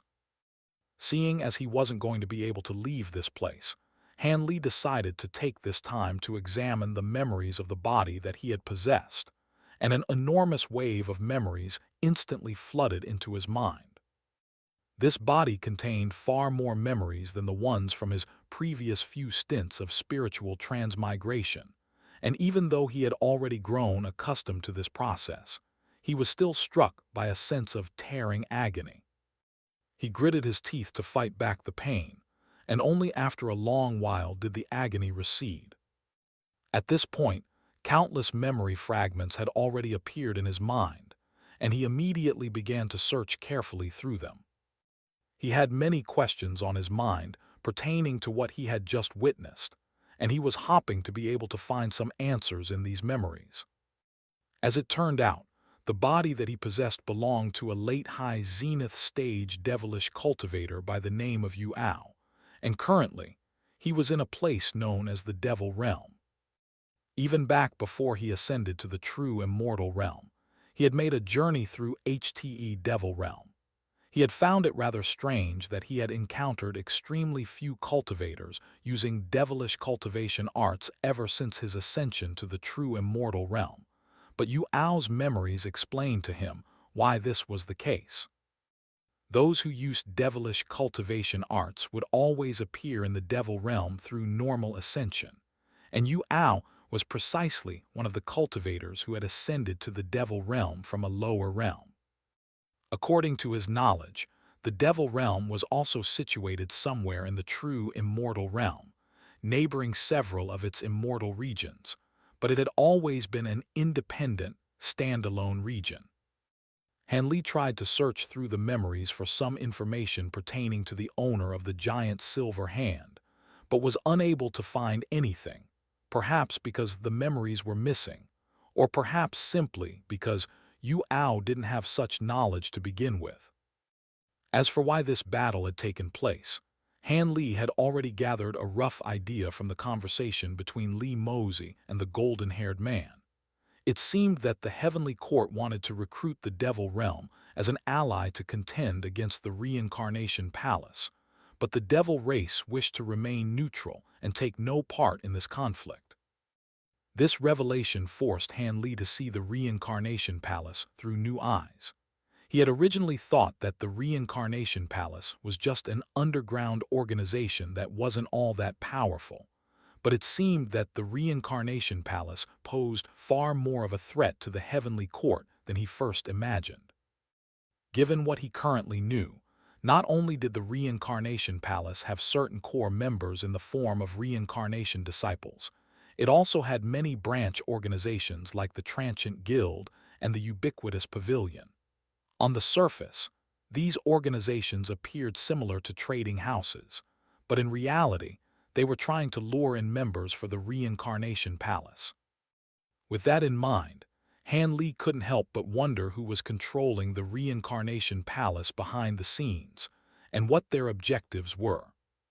Han Li shook his head to rid himself of that train of thought, then continued to examine Yu Ao's memories.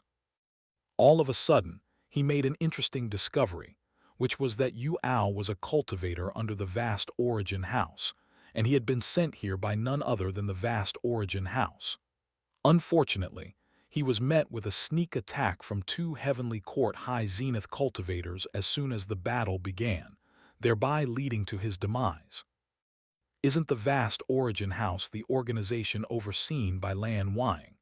Is this just a coincidence, or could it be that the Vast Origin House in that lower realm is a branch of the Devil Realm's Vast Origin House?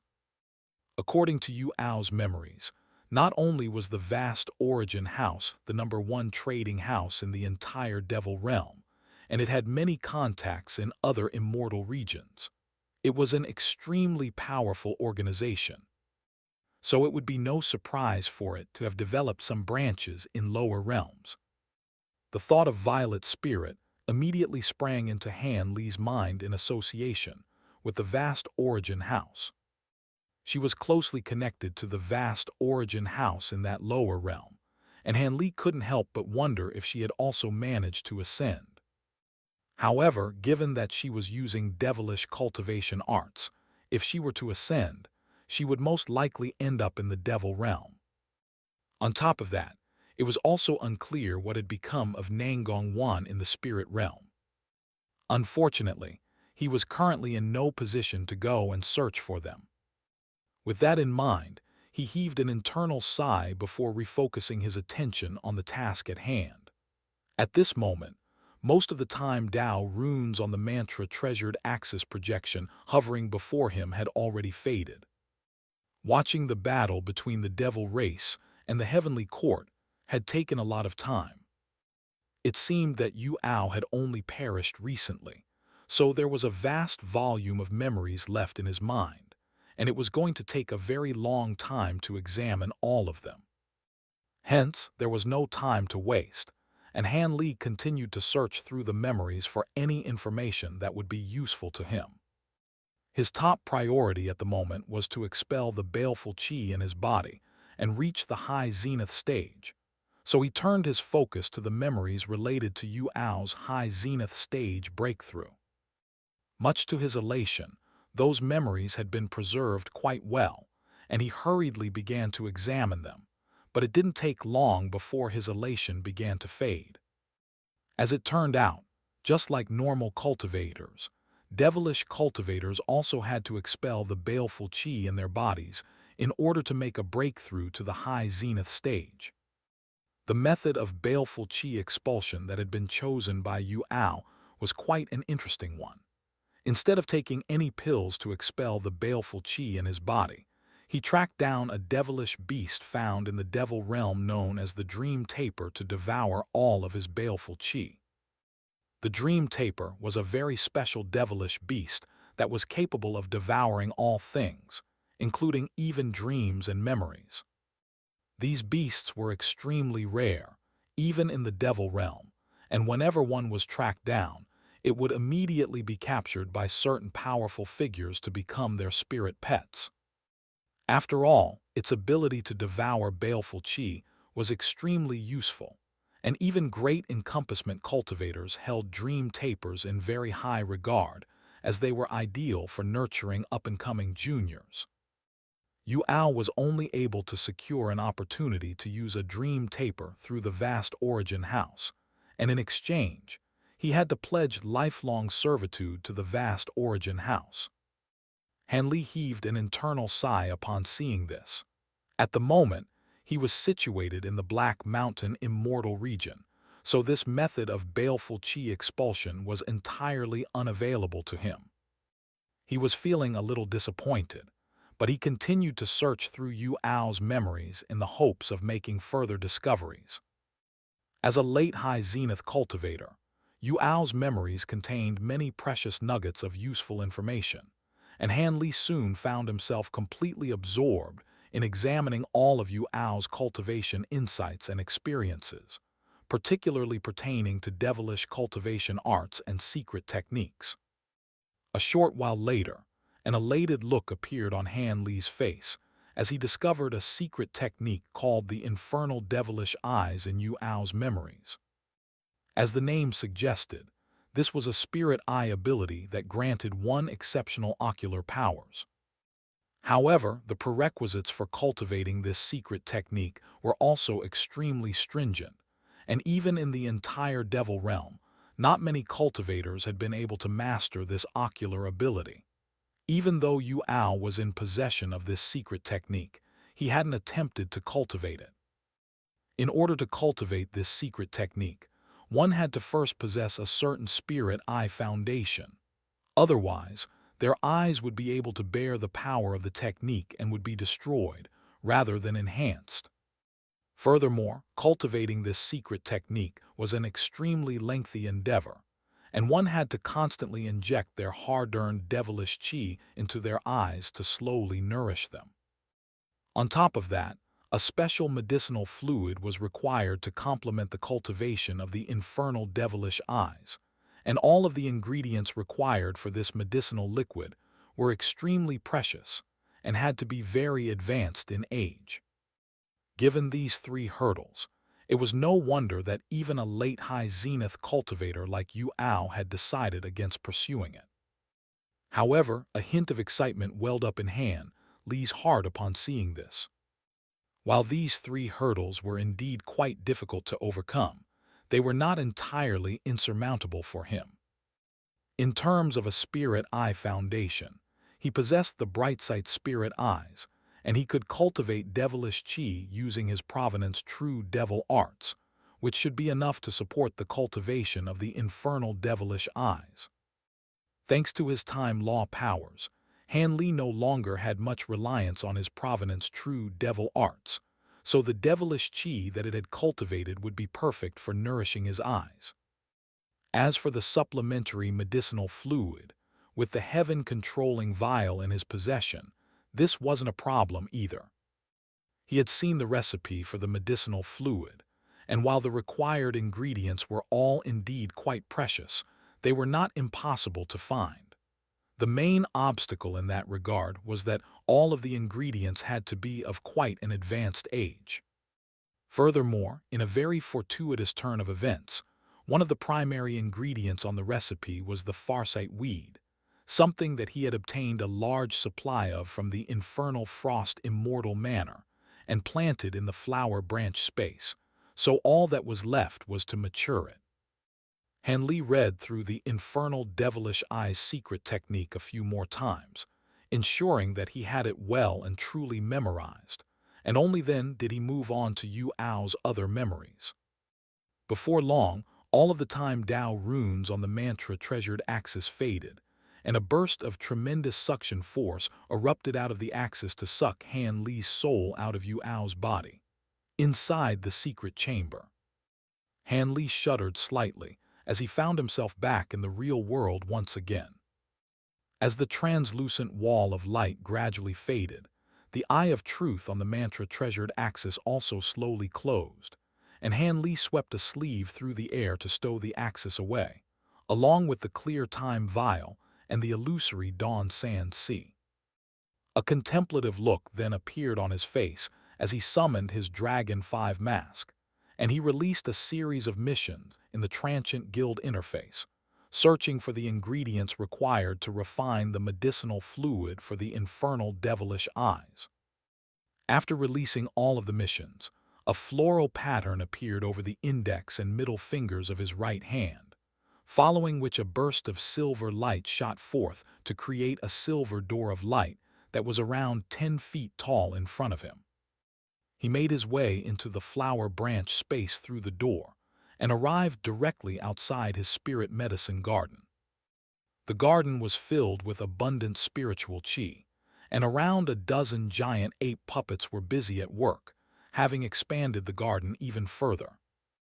Hanli slowly made his way into the garden, and he noticed that most of the spirit plants had already grown accustomed to their new environment, while only a small number of them were looking a little withered and unhealthy.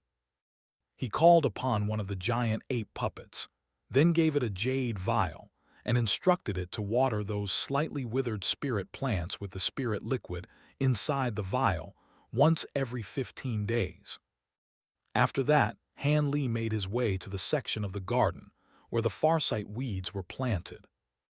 At this point, all of them had been matured to tens of thousands of years old, so they were fit to be used. However, according to the infernal devilish eye's secret technique, when it came to many of the ingredients used in the medicinal fluid, the older they were, the more efficacious they would be. With that in mind, Han Li removed the heaven-controlling vial from around his neck, then tipped it upside down above the farsight weeds. A drop of green spirit liquid flowed out of the opening of the vial, and as it began to descend, Han Li flicked a finger in its direction, causing it to explode into a small cloud of mist that sprayed down evenly upon all of the farsight weeds. Han Li watched for a moment as the spirit liquid fell upon the farsight weeds, then continued deeper into the medicine garden. In a corner of the garden near the back was a plot of dark purple spirit soil that resembled mud from a swamp. The Tao warrior primary beans growing inside were coming along quite nicely, and the entire area was enshrouded within a cloud of purple mist, giving it a rather indistinct appearance. However, Han Li could tell from their auras that the primary beans were growing just fine. Beyond this point in the spirit garden was a more recently expanded area, and even though it had already been watered with spirit liquid, it was still looking rather barren as nothing had been planted there. All of a sudden, a voice rang out nearby. "Can I offer you a piece of advice, fellow Taoist Han?" Han Li turned to discover Mo Guang making his way toward him, and he nodded in response. "Go ahead, fellow Taoist Mo Guang. The world's origin chi is able to circulate within this domain treasure, but it's ultimately still limited and can't quite compare with the outside world. Hence, if you plant too many things in here and exceed the limits of what this space can tolerate, that could result in spiritual chi failure, leading to the demise of this space," Mo Guang said. "I've already considered that. I came here on this occasion to bolster the restrictions within the domain," Han Li replied with a nod. "In that case, it seems that my advice was unwarranted," Mo Guang said with a smile. "Not at all, fellow Taoist Mo Guang. I appreciate you looking out for me. I managed to expel some baleful chi from my body and collect it, and I was planning to go to the bamboo pavilion to give it to you, but you've saved me the trouble," Han Li said as he tossed a black storage pouch through the air. Mo Guang caught the storage pouch, and a hint of surprise appeared on his face as he inspected its contents. "You have my thanks, fellow Taoist Han." "Don't worry about it," Han Li said with a dismissive wave of his hand. "Let's go to the bamboo pavilion." The two of them made their way to the pond in front of the purple bamboo pavilion, and Mo Guang entered the pavilion to continue his cultivation. Meanwhile, Han Li walked a couple of laps around the pond, tossing some round stones that were riddled with formation patterns into the pond at strategic locations. After all of the stones were deposited, he flipped a hand over to produce an azure bamboo cloudswarm sword, then carefully began marking the ground around the pond, injecting immortal spiritual power and sword chi into the ground with every single stroke. Before long, a massive and complex formation had taken shape around the pond, and Han Li exhaled as he stowed his sword away upon seeing this. Immediately thereafter, a mid-grade immortal origin stone appeared in his hand. He gripped the stone tightly in his hand with a pained look in his eyes, but ultimately, he made his decision and tossed the immortal origin stone into the pond, where it vanished into the water beneath the purplish-golden lotus flower. Immediately thereafter, the water in the pond was stirred up into a frenzy, and one huge bubble after another emerged from beneath the lotus flower before popping in succession. Bursts of dense purple mist emerged from the popped bubbles, permeating over the entire pond and inundating the arched bamboo bridge sitting over the pond. Han Li felt an invisible breeze rise up from the center of the pond before sweeping through the air in all directions, releasing abundant spiritual chi that instantly struck him with a sense of relaxation and comfort. After standing beside the pond for a moment, Han Li suddenly vanished from the spot. Almost in the exact same instant, he appeared elsewhere in the domain, then flipped a hand over to produce a formation plate that he had refined earlier. After installing some normal immortal origin stones into the formation plate, he buried it deep in the ground. After that, he continued to make his way throughout the domain, before burying more formation plates that were fitted with immortal origin stones. By the time all of the formation plates were planted, it was as if the domain had become a giant go-board, and a metallic clang rang out as all of the formation plates were activated in unison, sending pillars of light erupting into the sky.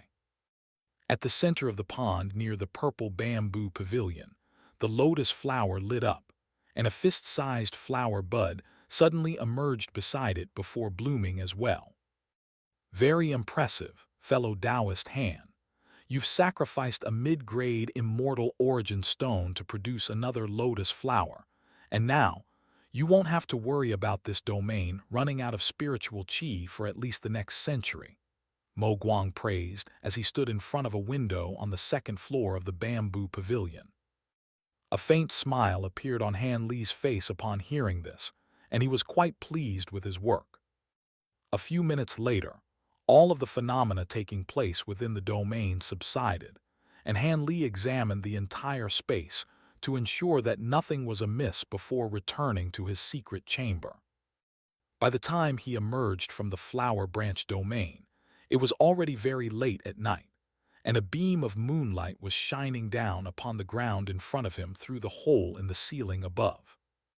Han Li pulled out his heaven-controlling vial before setting it down under the moonlight. Over 30 years flew by in a flash in the Leisure Valley, and nothing really changed throughout the years. During this time, Han Li purchased various ingredients for the medicinal liquid from the Transient Guild, then planted them in his spirit medicine garden, before maturing them with the spirit liquid from the heaven-controlling vial.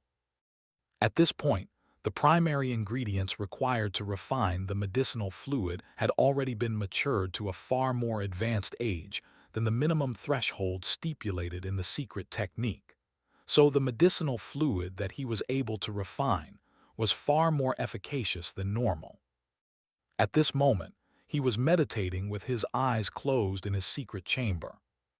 On the stroke of midnight, all of the lamps in his secret chamber were suddenly snuffed out, plunging the room into complete darkness, with the exception of the beam of moonlight coming through the hole in the ceiling. Placed under the moonlight in front of Han Li was a clay vase with a large mouth but a thin neck, inside of which was some translucent purple liquid that was shimmering incessantly. Right at this moment, Han Li's eyes suddenly sprang open, and a burst of bright blue light flashed through them. At the same time, a layer of purplish-golden scales emerged over his skin, and the immense immortal spiritual power was being converted into inky black devilish chi before surging out of the gaps between his scales. He began chanting the infernal devilish eyes mantra internally while making a string of hand seals, then swept a sleeve over the vase sitting on the ground, and a ball of purple liquid immediately flew out from within before being guided into his eyes. As soon as the liquid made contact with his eyes, Han Li immediately felt a burning pain that struck him with the reflexive urge to close his eyes, but he was able to resist the urge to do so. Cleansing one's eyes with the ready-made medicinal fluid was the first step to cultivating the infernal devilish eyes, and it was also an extremely important step that set the foundation for all of the subsequent steps. Tears began to flow out of Han Li's eyes, carrying with them some tiny impurities that were otherwise undetectable, leaving two faint white streaks on his cheeks. Through the cleansing process, the blue light in his eyes had become a little dimmer, but it had also become clearer, while his eyes themselves were becoming rather bloodshot. All of a sudden, he switched to a different hand seal, then flipped his hands upward, raising both index fingers before extending them toward his own eyes. Right at this moment, the black devilish chi within the secret chamber began to swirl, forming two small vortexes, which then transformed into a pair of black spirals that surged directly toward Han Li's eyes. The blue light glowing in Han Li's eyes instantly began to glow brighter, but it also became more murky and indistinct with this injection of devilish chi. His eyes were like a pair of bottomless holes that were greedily devouring the devilish chi, and it didn't take long before they had become as dark as a pair of abysses. At the same time, he made a strange hand seal with both hands and maintained it as he sat in a completely still fashion. A series of purplish golden halos emerged beneath his body before spreading outward. Several years flew by in a flash. Han Li remained seated with his legs crossed in his silent secret chamber, making the exact same hand seal as before. The purplish golden scales over his body had already faded, as had the devilish chi around him, and all that remained were the purplish golden halos that were still constantly expanding outward. Right at this moment, his eyes suddenly sprang open, and two pillars of golden light erupted out of his pupils, illuminating the entire secret chamber. All of the tiny dust particles inside the secret chamber instantly became clearly visible, as was the case for all of the restrictions that he had previously set up. Han Li raised his head to peer through the hole on the ceiling of his secret chamber, and he was able to see everything, from the white clouds in the sky to every single feather on the birds flying up above, and even the minute air currents created by the flapping of their wings. It was as if nothing could remain hidden in the face of his eyes. With that, he had achieved elementary mastery of the infernal devilish eyes. As for whether these spirit eyes had any other abilities, that was still yet to be seen. In any case, his eyesight had improved significantly compared with his bright-sight spirit eyes. Moments later, all of the light in Han Li's eyes faded, and they reverted back to their original color. A faint smile appeared on his face, and he adopted a disguise using his Dragon 5 mask, transforming into an ordinary-looking young man with a pale complexion. After that, he stood up before taking a moment to stretch out his body, then emerged from his secret chamber. He had gone into seclusion for a rather long time, and during this time, both Taoist Master Jingyang and Immortal Lord Hot Flame had come to visit him, only to be informed by a puppet that Han Li was in seclusion, and they had departed without disturbing him. Hence, after coming out of seclusion, Han Li planned to pay the two of them a visit each. It was winter in the Leisure Valley, and the entire valley was covered in a blanket of snow that was around a half a foot thick. After making his way out of his cave abode, Han Li chose to walk through the valley on foot instead of taking flight, and he made his way deeper into the valley while appreciating the surrounding scenery. All of a sudden, he noticed some buildings deep in the forest that hadn't been there before, and they had clearly been constructed during his seclusion. A perplexed look appeared on Han Li's face upon seeing this, and right at this moment, a figure emerged from behind a large rock on the mountain path. It had already stopped snowing, but the figure was still holding a dark red oil paper umbrella as he made his way toward the exit of the valley. As the two drew closer to each other, Han Li was able to see that the approaching figure was an extremely handsome young man, with a very pale complexion that was made to appear even paler in contrast with the large red cloak that he was wearing. As the two passed each other by, the man gave Han Li a smile and a nod, but didn't say anything, and Han Li also responded in kind. After the two had passed each other, they continued to walk in opposite directions, getting further and further away from one another. Is he a new resident of the valley? Han Li was rather perplexed, but he didn't think much of it as he continued to make his way deeper into the valley. After walking for several kilometers along the mountain path, he arrived on the cliff where Immortal Lord Hot Flame's cave abode was situated, and he just so happened to spot a figure flying up from the cliff, setting off into the valley. "Where are you going, fellow Taoist Hot Flame?" Han Li hurriedly called out. Immortal Lord Hot Flame faltered slightly upon hearing this, then immediately descended back down onto the ground as he greeted with a smile, "Long time no see, fellow Taoist Li. I just came out of seclusion today, and I heard you came to visit me during my seclusion, so I'm here to return the favor," Han Li explained with a smile. "I heard you were in seclusion during my visit, so I didn't disturb you," Immortal Lord Hot Flame replied with a nod. "Was there something you needed to speak to me about?" Han Li asked. "It's nothing overly important.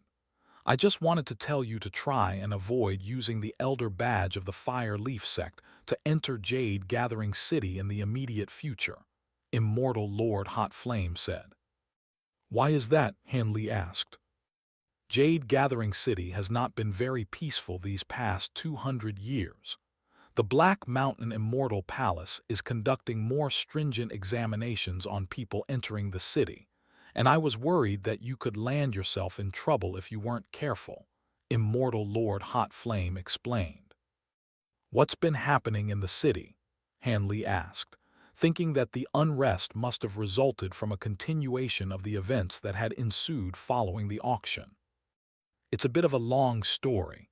Everyone just so happens to be meeting up today, so why don't you come with me and we'll discuss this with everyone else?" Immortal Lord Hot Flame proposed with a smile.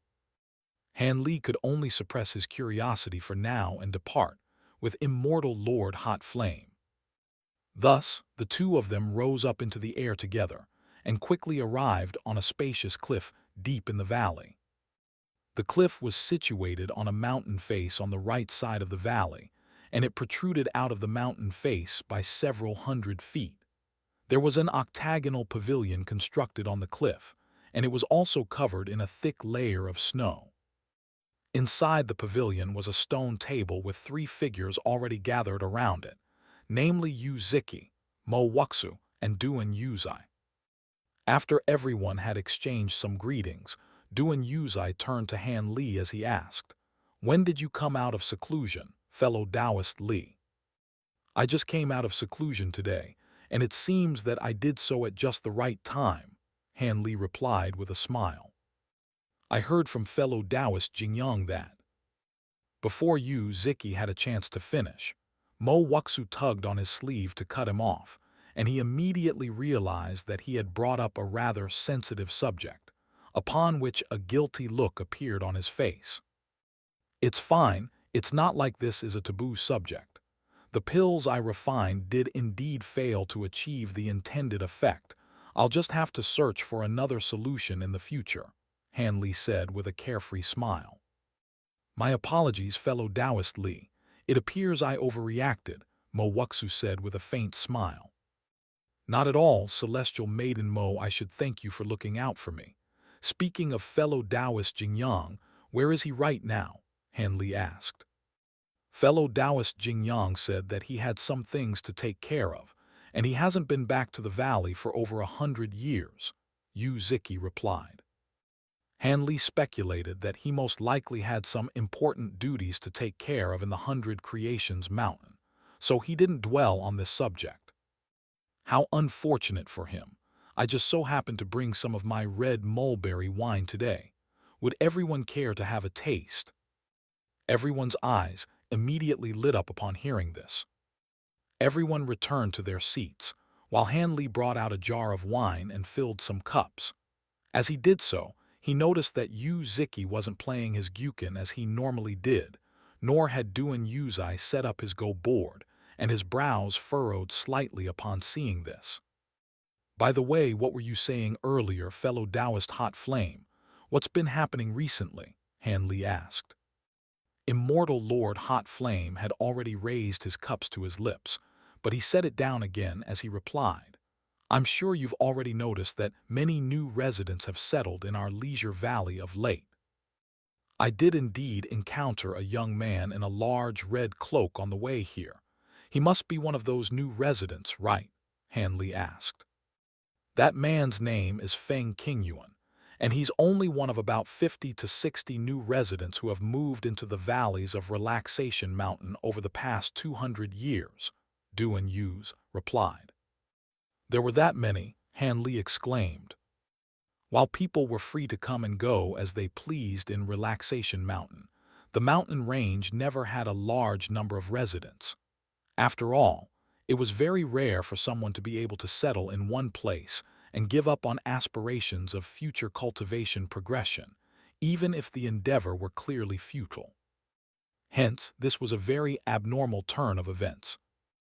If that's the only change, then it wouldn't be all that noteworthy, as long as everyone abides by the rules and doesn't interfere with others. However, there have been many strange happenings in the mountain range, and many people have been disappearing from the valleys, Mo Wuxu explained. Just last month, the cave abode of a pair of Tao partners was destroyed overnight in the nearby Flower Moon Valley, and both of them disappeared, Ziki added. Hanley had met the pair in question, and he knew that they were a pair of early true immortal cultivators. Has there been any shared trait among the people who have disappeared? Not at all, from golden immortals to deity transformation cultivators. From beautiful female cultivators to elderly men. There doesn't seem to be any rhyme or reason to the disappearances, Ziki replied. Has no one investigated this matter? Hanley asked as his brows furrowed slightly. How? All of the people residing in the mountain range are here to live lives unburdened by responsibilities, and there are no factions or unified organizations here, so who's going to investigate this matter? There have only been some private investigations, and they haven't yielded any useful leads. On top of that, like fellow Taoist Ziki said, it seems like there's no rhyme or reason to the victims, so it's almost impossible to pinpoint anything, Immortal Lord Hot Flame replied with a wry smile. Exactly. Who knows if those people simply left the valley? Having said that, in the past, people would generally inform their good friends in the mountain range prior to the departure, and there's never been such an unannounced mass exodus like this before, Ziki chimed in.